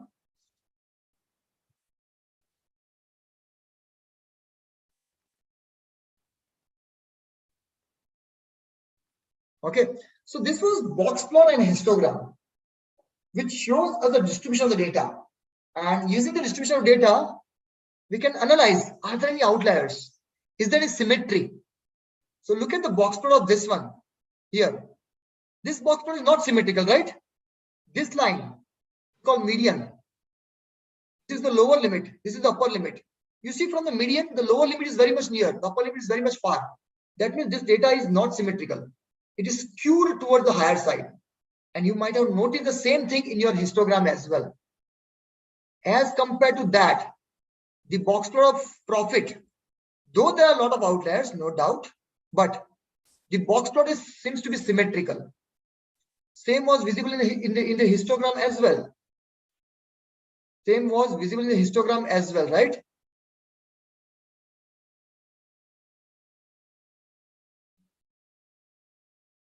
There are a lot of charts overlapping here, so let me clean up them. Yeah, this one. Same was visible in the histogram as well. See, it seems to be very much symmetrical, which is same is visible here. Now this thing I can do it. This thing I can do it graphically. Okay, but I can analyze statistically as well. Same thing I can analyze statistically as well. How? I can describe these things using something called as the descriptive statistics. Okay, so let me clean up all these charts on one side so that we have some space to put up the values. Okay, I'm just keeping the quantity box plot here for the sake of reference. Now, friends, you can check in your data tab. In your data tab, do you have a data analysis option here? Please check. In your data tab, do you have a data analysis tab here? Please confirm. In your data tab, do you have a data analysis tab?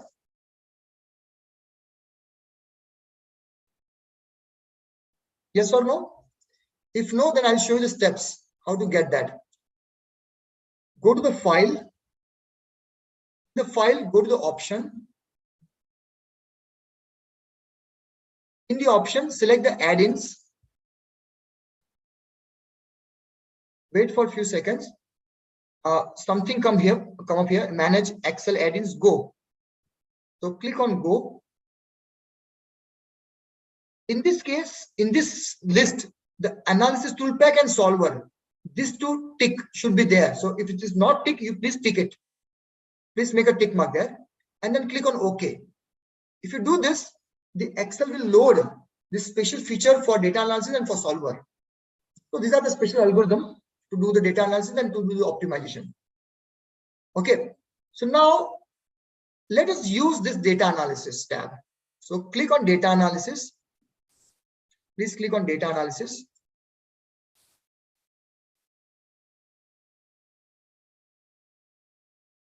In the data analysis, there are a lot of algorithms are there, a lot of processes are there, or procedures are there to do the data analysis, statistical data analysis in different ways.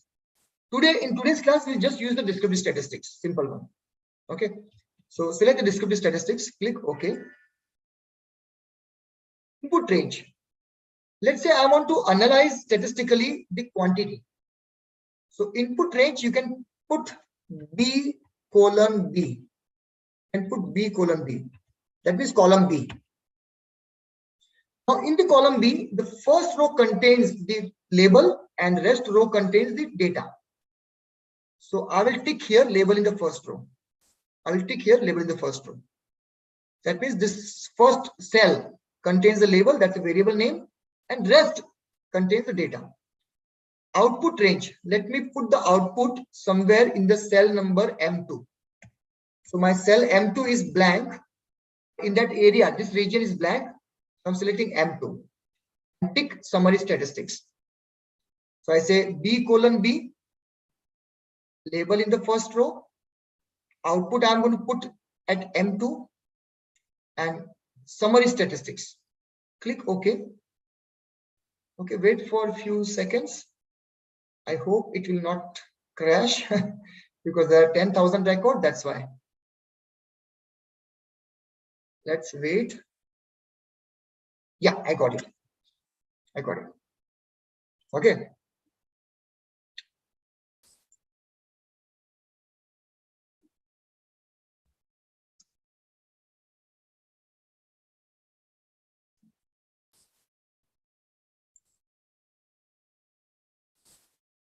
Oh, my machine is getting hanged because of more number of records, I think so. Yeah. Okay. Column width here. Just a minute. Yeah, I got it now.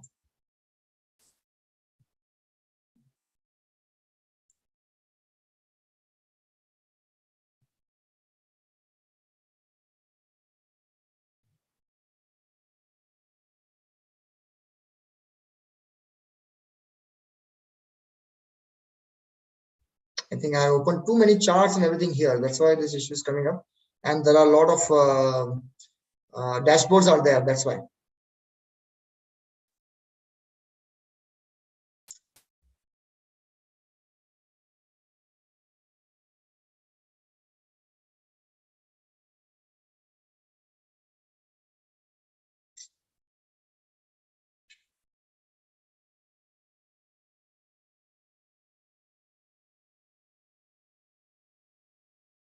Just wait for 1 or 2 more minutes, otherwise I'll restart the Excel.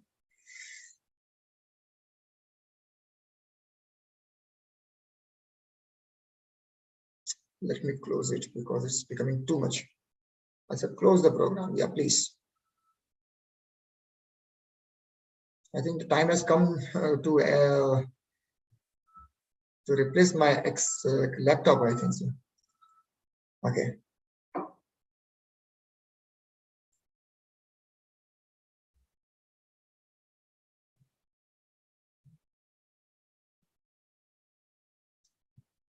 So I'm going to the histogram and box plot. Now I will create a descriptive statistics for, I create a descriptive statistics for quantity. That is column B.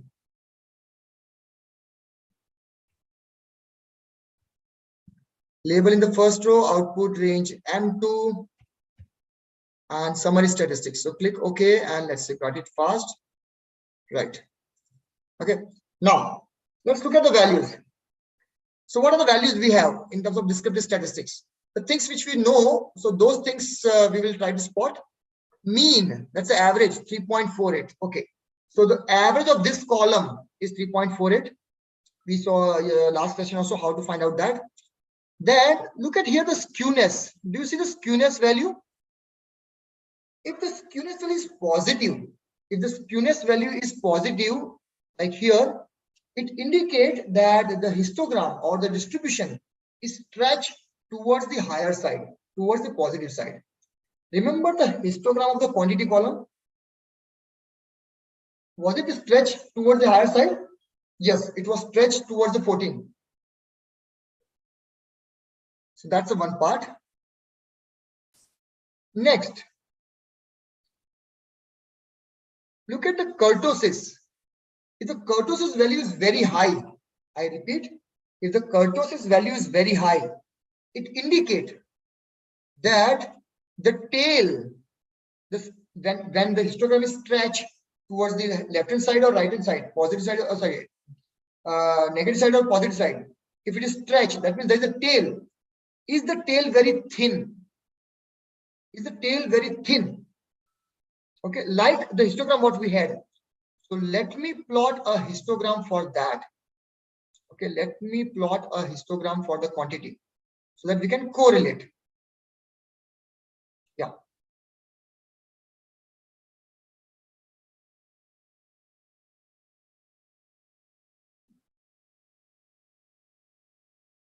Okay, so this was the histogram.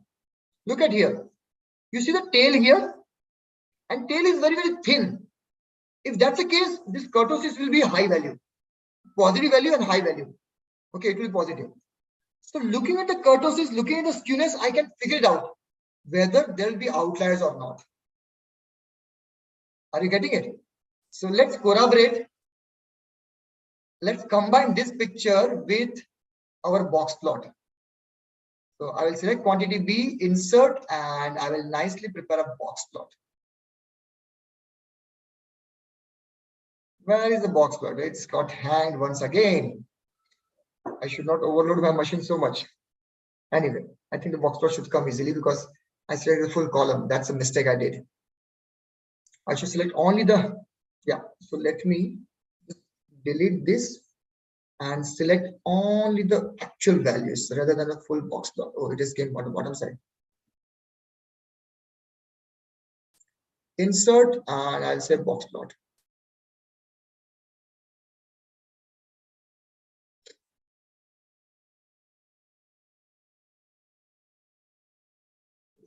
Wait for a few minutes, few seconds, I think.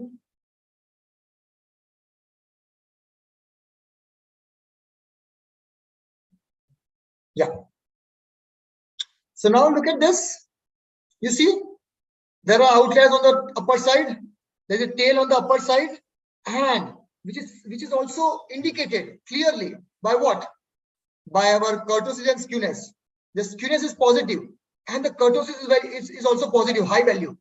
That means there is a thin tail, and that thin tail seems to be on positive side. Seems to be on positive side. Are you getting this? Remember the histogram of profit column? The tail was on the both the side, right? The tail was on the both the side. Let's try to find out the descriptive statistics for the profit. Okay, so what I'll do, data analysis, descriptive statistics, and I'll select the profit, which is nothing but a column D. So I'll just select the column D from 1 to 10,410, and I will paste the values in the column O. Okay, it will take some time. Let it, yeah. Now look at the kurtosis value and the skewness value. Look at the kurtosis value and the skewness value. The kurtosis value is 90 and the skewness is 4.31.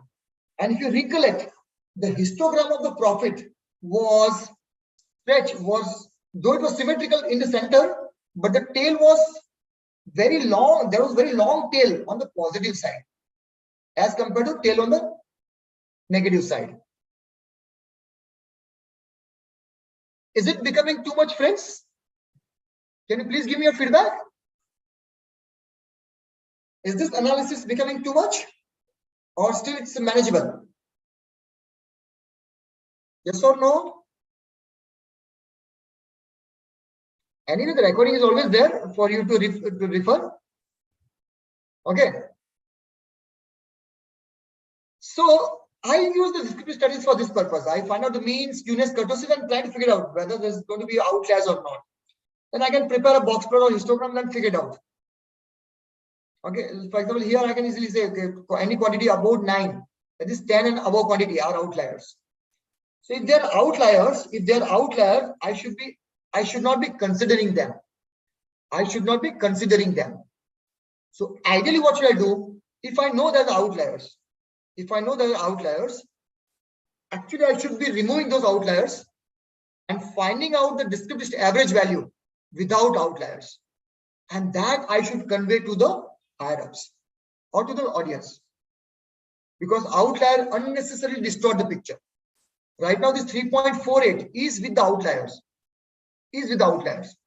So actually, I should remove the outliers and then I should find out the average or whatever, histogram or whatever.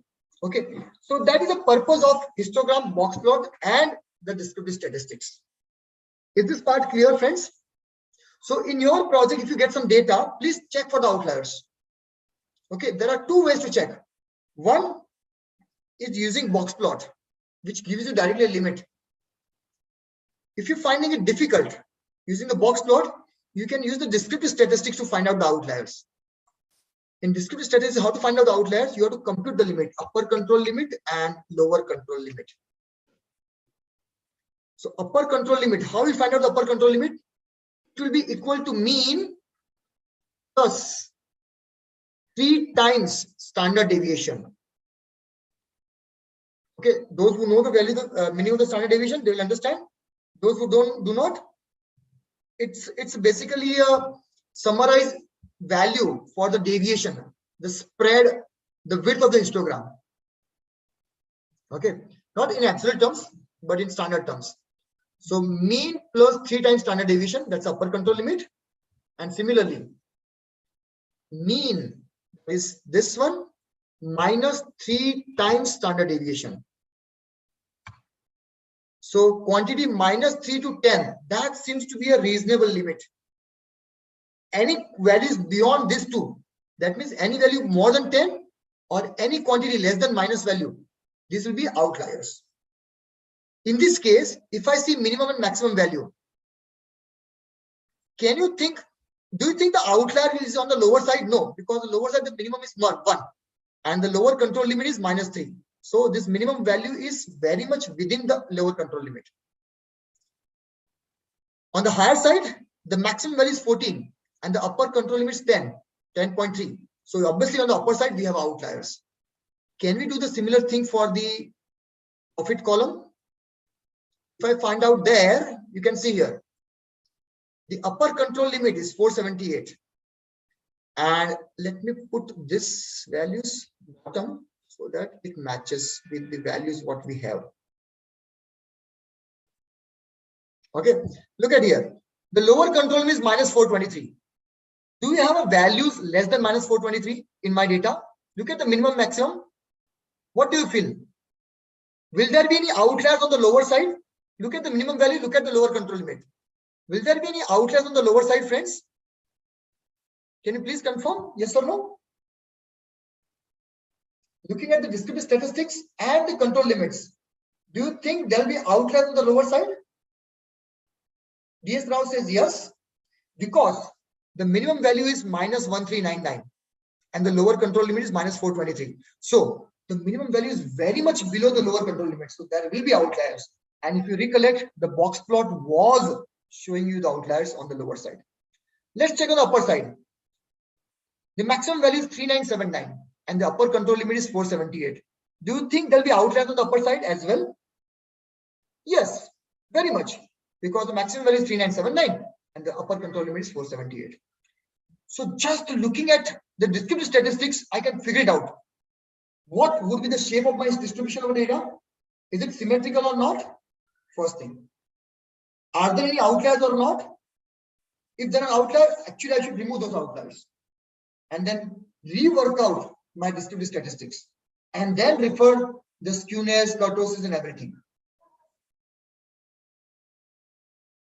Okay. With that, I'm closing my discussion on histogram, box plot and descriptive statistics. Okay, just for the sake of saving my Excel or my computer processing power, I'm just deleting a couple of charts so that my file become lighter. Now, please go to the next worksheet called scatter plot. Please go to the next worksheet called scatter plot.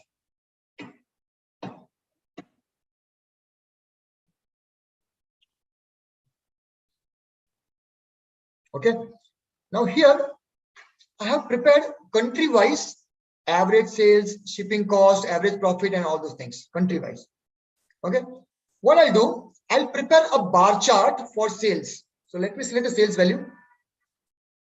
Let me prepare a bar chart for that. Okay, let me prepare a bar chart for that. And similarly, let me prepare the sales I have, right? Let me prepare the profit, the bar chart for the profit. Let me prepare a bar chart for the profit.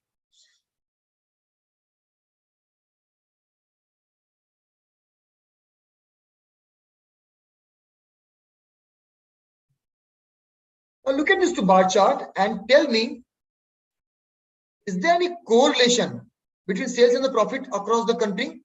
That means if a particular country has a higher sales, higher average sales, will it also give me higher average profit? Looking at these two bar charts, what would you say, friends? What would you say? Is there any correlation between the profit and the sales? That means top line and bottom line for all these 131 countries. Are they going hand in hand? Or there seems to be a mismatch? Looking at the bar chart. What do you say, friends? What do you say?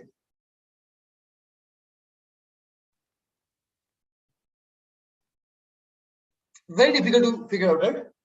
Very difficult to figure it out. Because there are 131 countries, comparisons is very, very difficult. So instead of preparing a bar chart and looking at two bar charts separately, if I can prepare a scatter plot, which will portray both the information, which are both information, sales and profit, which will show you both the information, sales and profit together. Okay. In that case, it will be easy for me to figure it out. Is there any relationship between profit and the sales? So how to do that? Please select both the column together, average sales and average profit. Then go to the insert. In the insert tab, you see this dot chart. Please select that one. Please select that one. And that will give you a chart, which is we call it a scatter plot. Which we call it a scatter plot. How this chart is to be referred? How this chart is to be referred? Okay, first of all, let me So this each dot is a country. How? Let's try to confirm. Let's say I want to figure it out. This country, Austria. I want to figure out this Austria. Austria will be difficult. Let me figure out Barbados.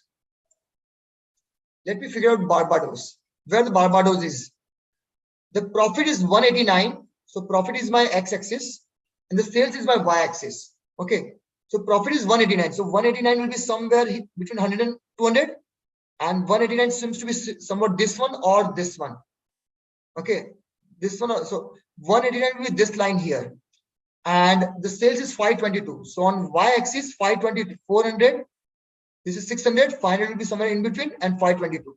So this point, you can see this point, 189 and 522. So that point is Barbados. That point is a Barbados. Similarly, I can figure it out. Where is this point? Cambodia. So Cambodia seems to be here. 170 and 535. Right? So this scatter plot, what it does, basically, it combines the information of the two variables together into one chart. And that's why the line chart, the pie chart, the bar chart, all are univariate analysis chart. But the scatter plot is a bivariate. Why bivariate? Two variable together. Which are those two variables here? Profit and the sales. Profit and the sales. Okay. Now, the way we prepared a trend line, similar thing we are going to do it here. So please click on, make a right click onto any of the dot, exactly on the dot, not anywhere else. Not anywhere else, exactly on the dot. Do you see the option called add trend line? If so, please click on that. By default, the linear will be there. Keep it as it is. Go down, select display equation on chart, display R-square value on a chart. For the sake of better recording, I'm just making my trend line red color and slightly thicker one.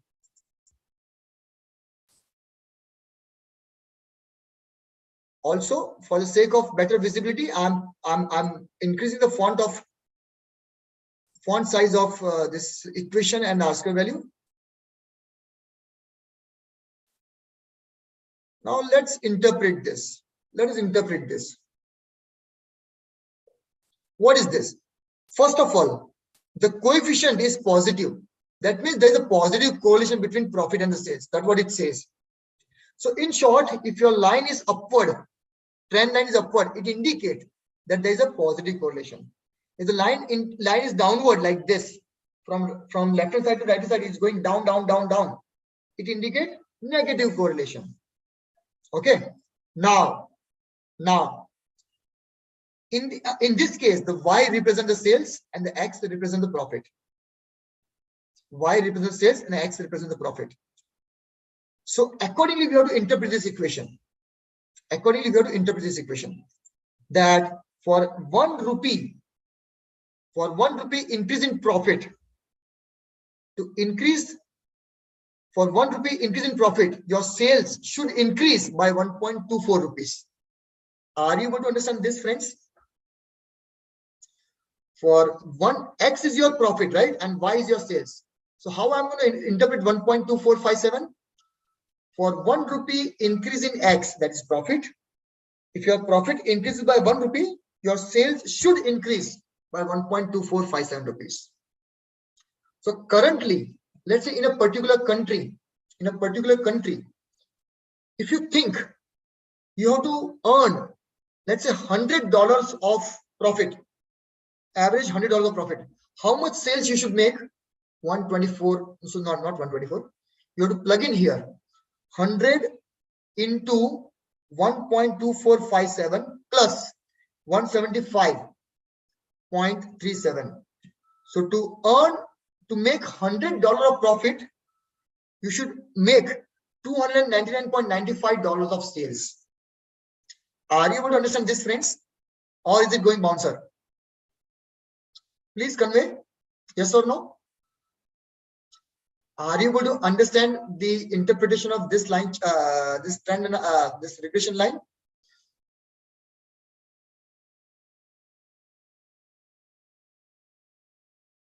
Yeah, good, Muniraju. Yeah, thank you, Mr. Rao. Or I don't know your gender, so DS Rao. Yeah, good idea. So let's prepare a similar kind of scatter plot for sales and shipping cost. So I'm going to prepare a similar kind of a scatter plot for sales and shipping cost. And let's try to see what's the relationship between them. What's the relationship between them? What do you think, friends? What kind of relationship we have between sales and shipping cost? The sales is on the x-axis, shipping cost is on the y-axis. Tell me, friends. What is the relationship between sales and shipping cost? Is it positive, negative? Seems to be positive, right?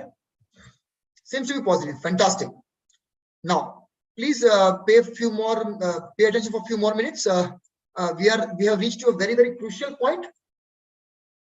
And I'm sure you'll find this kind of analysis very much useful for your business also and for your project also. Now, let me put a trend line here. Let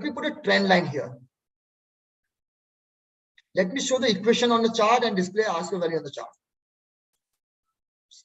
Oh, I didn't. Okay, let me format the trend line. I forgot to make it red color.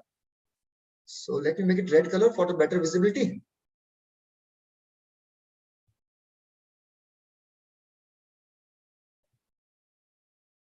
Now it's visible. Let me increase the bar line chart equation of the line a bit bigger one. Now let's try to interpret this equation. What it says: if your sales increase by $1, because your sales is on the x-axis now. If your sales increase by $1, what will be your shipping cost? How much, by how many dollars the shipping cost will increase? By $0.10, by 10 cents. Is that clear? Okay. How this equation will be helpful? Suppose you are about to start a business in some new country. Okay. And let's say your marketing department says that, okay, in this country, as per our market analysis, we feel that the average amount of sales, what we can make is around $650. Can we estimate what will be my shipping cost so that I can give that target to my logistic department? Are you getting it? Outbound logistic department.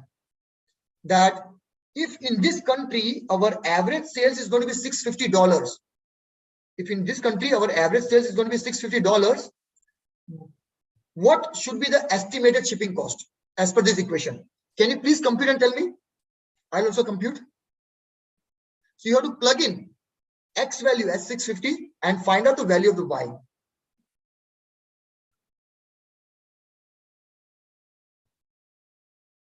So can you tell me what should be the estimated average shipping cost per order? If the per order average sales is going to be $650, what would be the average shipping cost per order as per this equation? Please, I want you to compute this number. Because based on that, we can do the second level of analysis.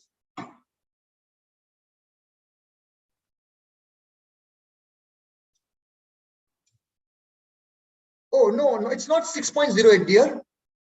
It's not 6.08. Please, can you please recheck?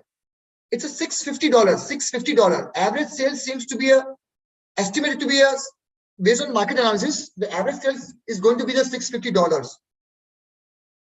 So 650 into 0.1063 plus 0.7715, and that is, yes, 69.86. It's $69, right? Around $69, $70. Up to this much, did you understood? So I will give that target to my logistic department. Okay. Now let's say in reality, after 1 year or whatever, I analyzed the data and I found out that in that country, my average shipping cost is not $69. it is, let's say, $80. It will be 80. Let's say it was $80. Is that manager has done a good job or bad job as per you? That manager has done a good job or bad job as per you? As per you, the estimate was $69, right? But at the end of the year, it come out to be $80. Is it a good performance or bad performance, friends? Is it a good performance or bad performance? Please. The estimate was $69 per order, but at the end of the year, actual average come out to be $80, 80. Is it a good performance or bad performance, friends? It's a bad performance, right?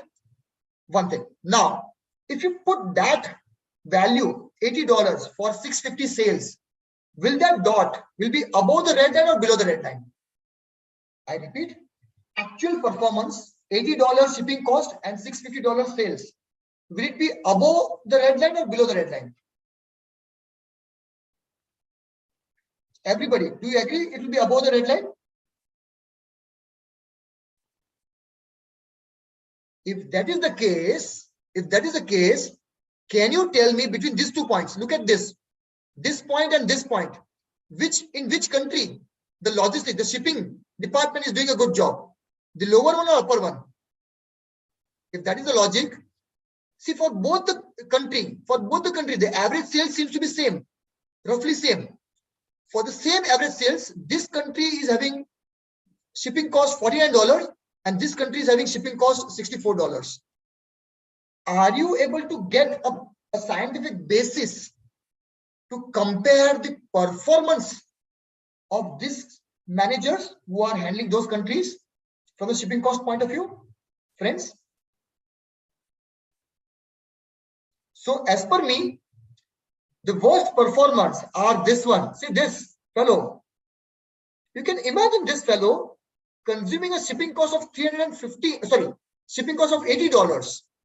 However, for almost similar sales, this fellow is able to manage at $30. You can imagine $30 versus $80. So what I would do, I would form a team of people from this, let's say this country, 1, 2, 3, 4, 5, somewhat here. I will try to find out how they manage their shipping.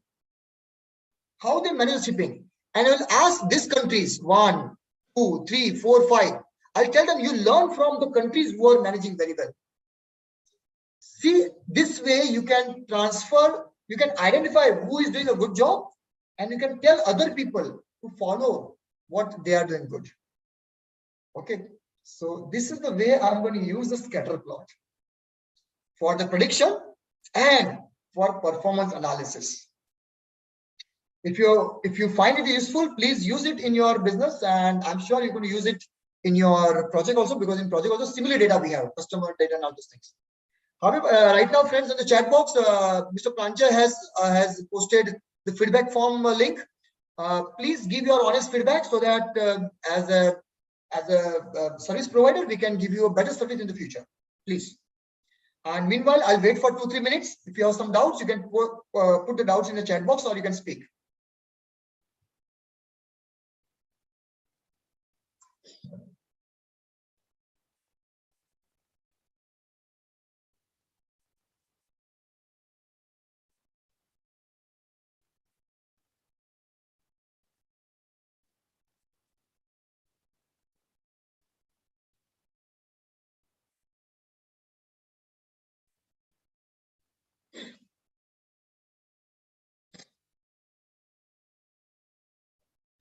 So friends, I'm pausing for a while because I want you to fill up the feedback form, which is right now being posted. Right now was posted in the chat box by Pranjal. So please fill up the feedback form.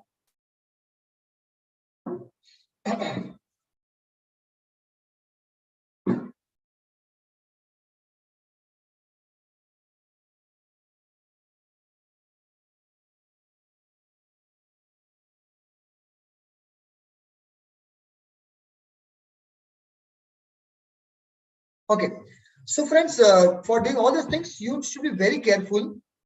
What is on the x-axis? What is on the y-axis? Okay. In this case, my x-axis was shipping, my x-axis was sales, and my y-axis was shipping cost. And I was trying to manage the shipping cost. My objective was to manage the shipping cost with reference to the sales. With reference to the sales. It can be anything. It can be with reference to the sales. It can be with reference to the quantity. It can be with reference to some other parameters. But here it makes sense. Like, normally in the business, it happens like this. First of all, the marketing department goes out. They estimate how much sales we can make. And then based on that, we can say, okay, if we are going to make a 650 sales on an average, let's say, how much should be our shipping cost? What amount of profit we can expect? What should be the average quantity? How much discount we should give, etc., etc., etc. And that's how your business planning unfolds, right? This was a scatter plot, which having two dimensions. Well, that means two variables. X-axis, your sales, and y-axis, your shipping cost. Suppose you have a 3 dimensions, let's say. For example, here. Suppose you have a 3 dimensions. What are those 3? Shipping cost, profit, and the sales. Shipping cost, profit, and the sales. And now this time, just for the sake of simplicity, I took only 13 regions, not all the countries. But similar thing you can do for the country also. Okay. So if I plot, let's say if I plot shipping cost versus profit, scatter plot. So I'm about to prepare a scatter plot for shipping cost versus profit. So let's go to insert and shipping cost. Insert and scatter plot. Look at the points. Do you think it will be positive correlation? We can confirm by putting a trend line. It's very easy now. You know very well how to do it, right? So it's upward, it's positive. Yeah, I know. Okay. But if I want to add a third dimension, that is sales also, what can I do? I can select all the 3 together, and instead of putting this scatter plot, I can use this scatter plot. Look at both the scatter plot. Look at both the scatter plot. As far as location of the bulbs are concerned, they are same. You can see this similarity. But the sales is being shown as the size of the bulb. Here it was shown as a dot. It is shown as the size of the bulb. But your trend analysis, everything will only happen between the 2 variables which are on x and y axis. The size of the bubble is only for the visualization purpose. But one thing you can make out, here I can say that as the shipping cost and the profit go hand in hand. That means when one increases, second also increases, because there is a positive correlation. Looking at this chart, I can make a statement saying that shipping cost increases, profit also increases, and the sales also increases. Why? Look at the bulb size here, the bubble size here, smaller. Look at the bubble size here, bigger. Here as the middle one. So bubble size are slowly increasing, right, from here to here, across the trend line. If that's the case, we say in all the 3 dimensions, that is shipping cost, profit, and the sales, in all the 3 dimensions, the values are increasing hand in hand. Values are increasing hand in hand. Friends, I'll take 2 more minutes and then I'll close out. Just bear for 2 more minutes. Let's try to prepare a similar chart here for the second table. Insert 3-dimensional, this one. What you can say about this bubble chart? First of all, between discount and the profit, there is a negative correlation. Do you agree? The discount is on the x-axis, the profit is on the y-axis. As the discount increases, the profit decreases. It makes sense. It makes sense. Yes, agree. But what about the relationship of the sales with respect to both of them? What about the relationship of the sales with respect to both of them? Look at here. As the discount increases, you see the bubble size. It was smaller, bigger. Here also bigger, smaller. All is mixed up. So it seems that the discount and the sales does not have a correlation. It seems that. Okay. Look at from profit point of view. As the profit increases, that is vertical axis, there are more number of smaller bubble here and big and higher number of bigger bubble here. So I can roughly say that as the profit increases, the sales also is increasing. Like that means profit and sales having positive correlation from the bubble size. But it becomes slightly difficult, okay? If it becomes too difficult, what you can do, you can simply go and prepare a 2-dimensional scatter plot. That will be far easier. Okay. But if you want to make it a bit complicated and sophisticated, you can use the bubble chart. That's all, friends. I know it was a bit heavy, but if you find some concept difficult or some confusion or some queries, please put a query in the form of an email or something. Once it reaches to me, I will be more than happy to answer those queries. Okay. So with that, we are closing our discussion on data visualization. Some amount of statistical analysis we will try to cover in the last in the live session 3, and then we'll proceed for the optimization. Okay. Thank you very much, friends. Good night. See you in the next class. Bye. I'll wait here for a couple of minutes. If you have some doubts, you can ask me.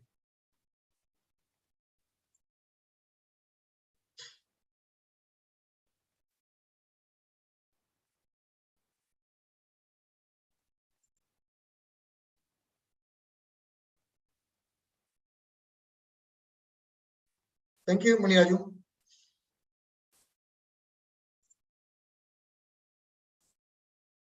Thank you, DS Rao.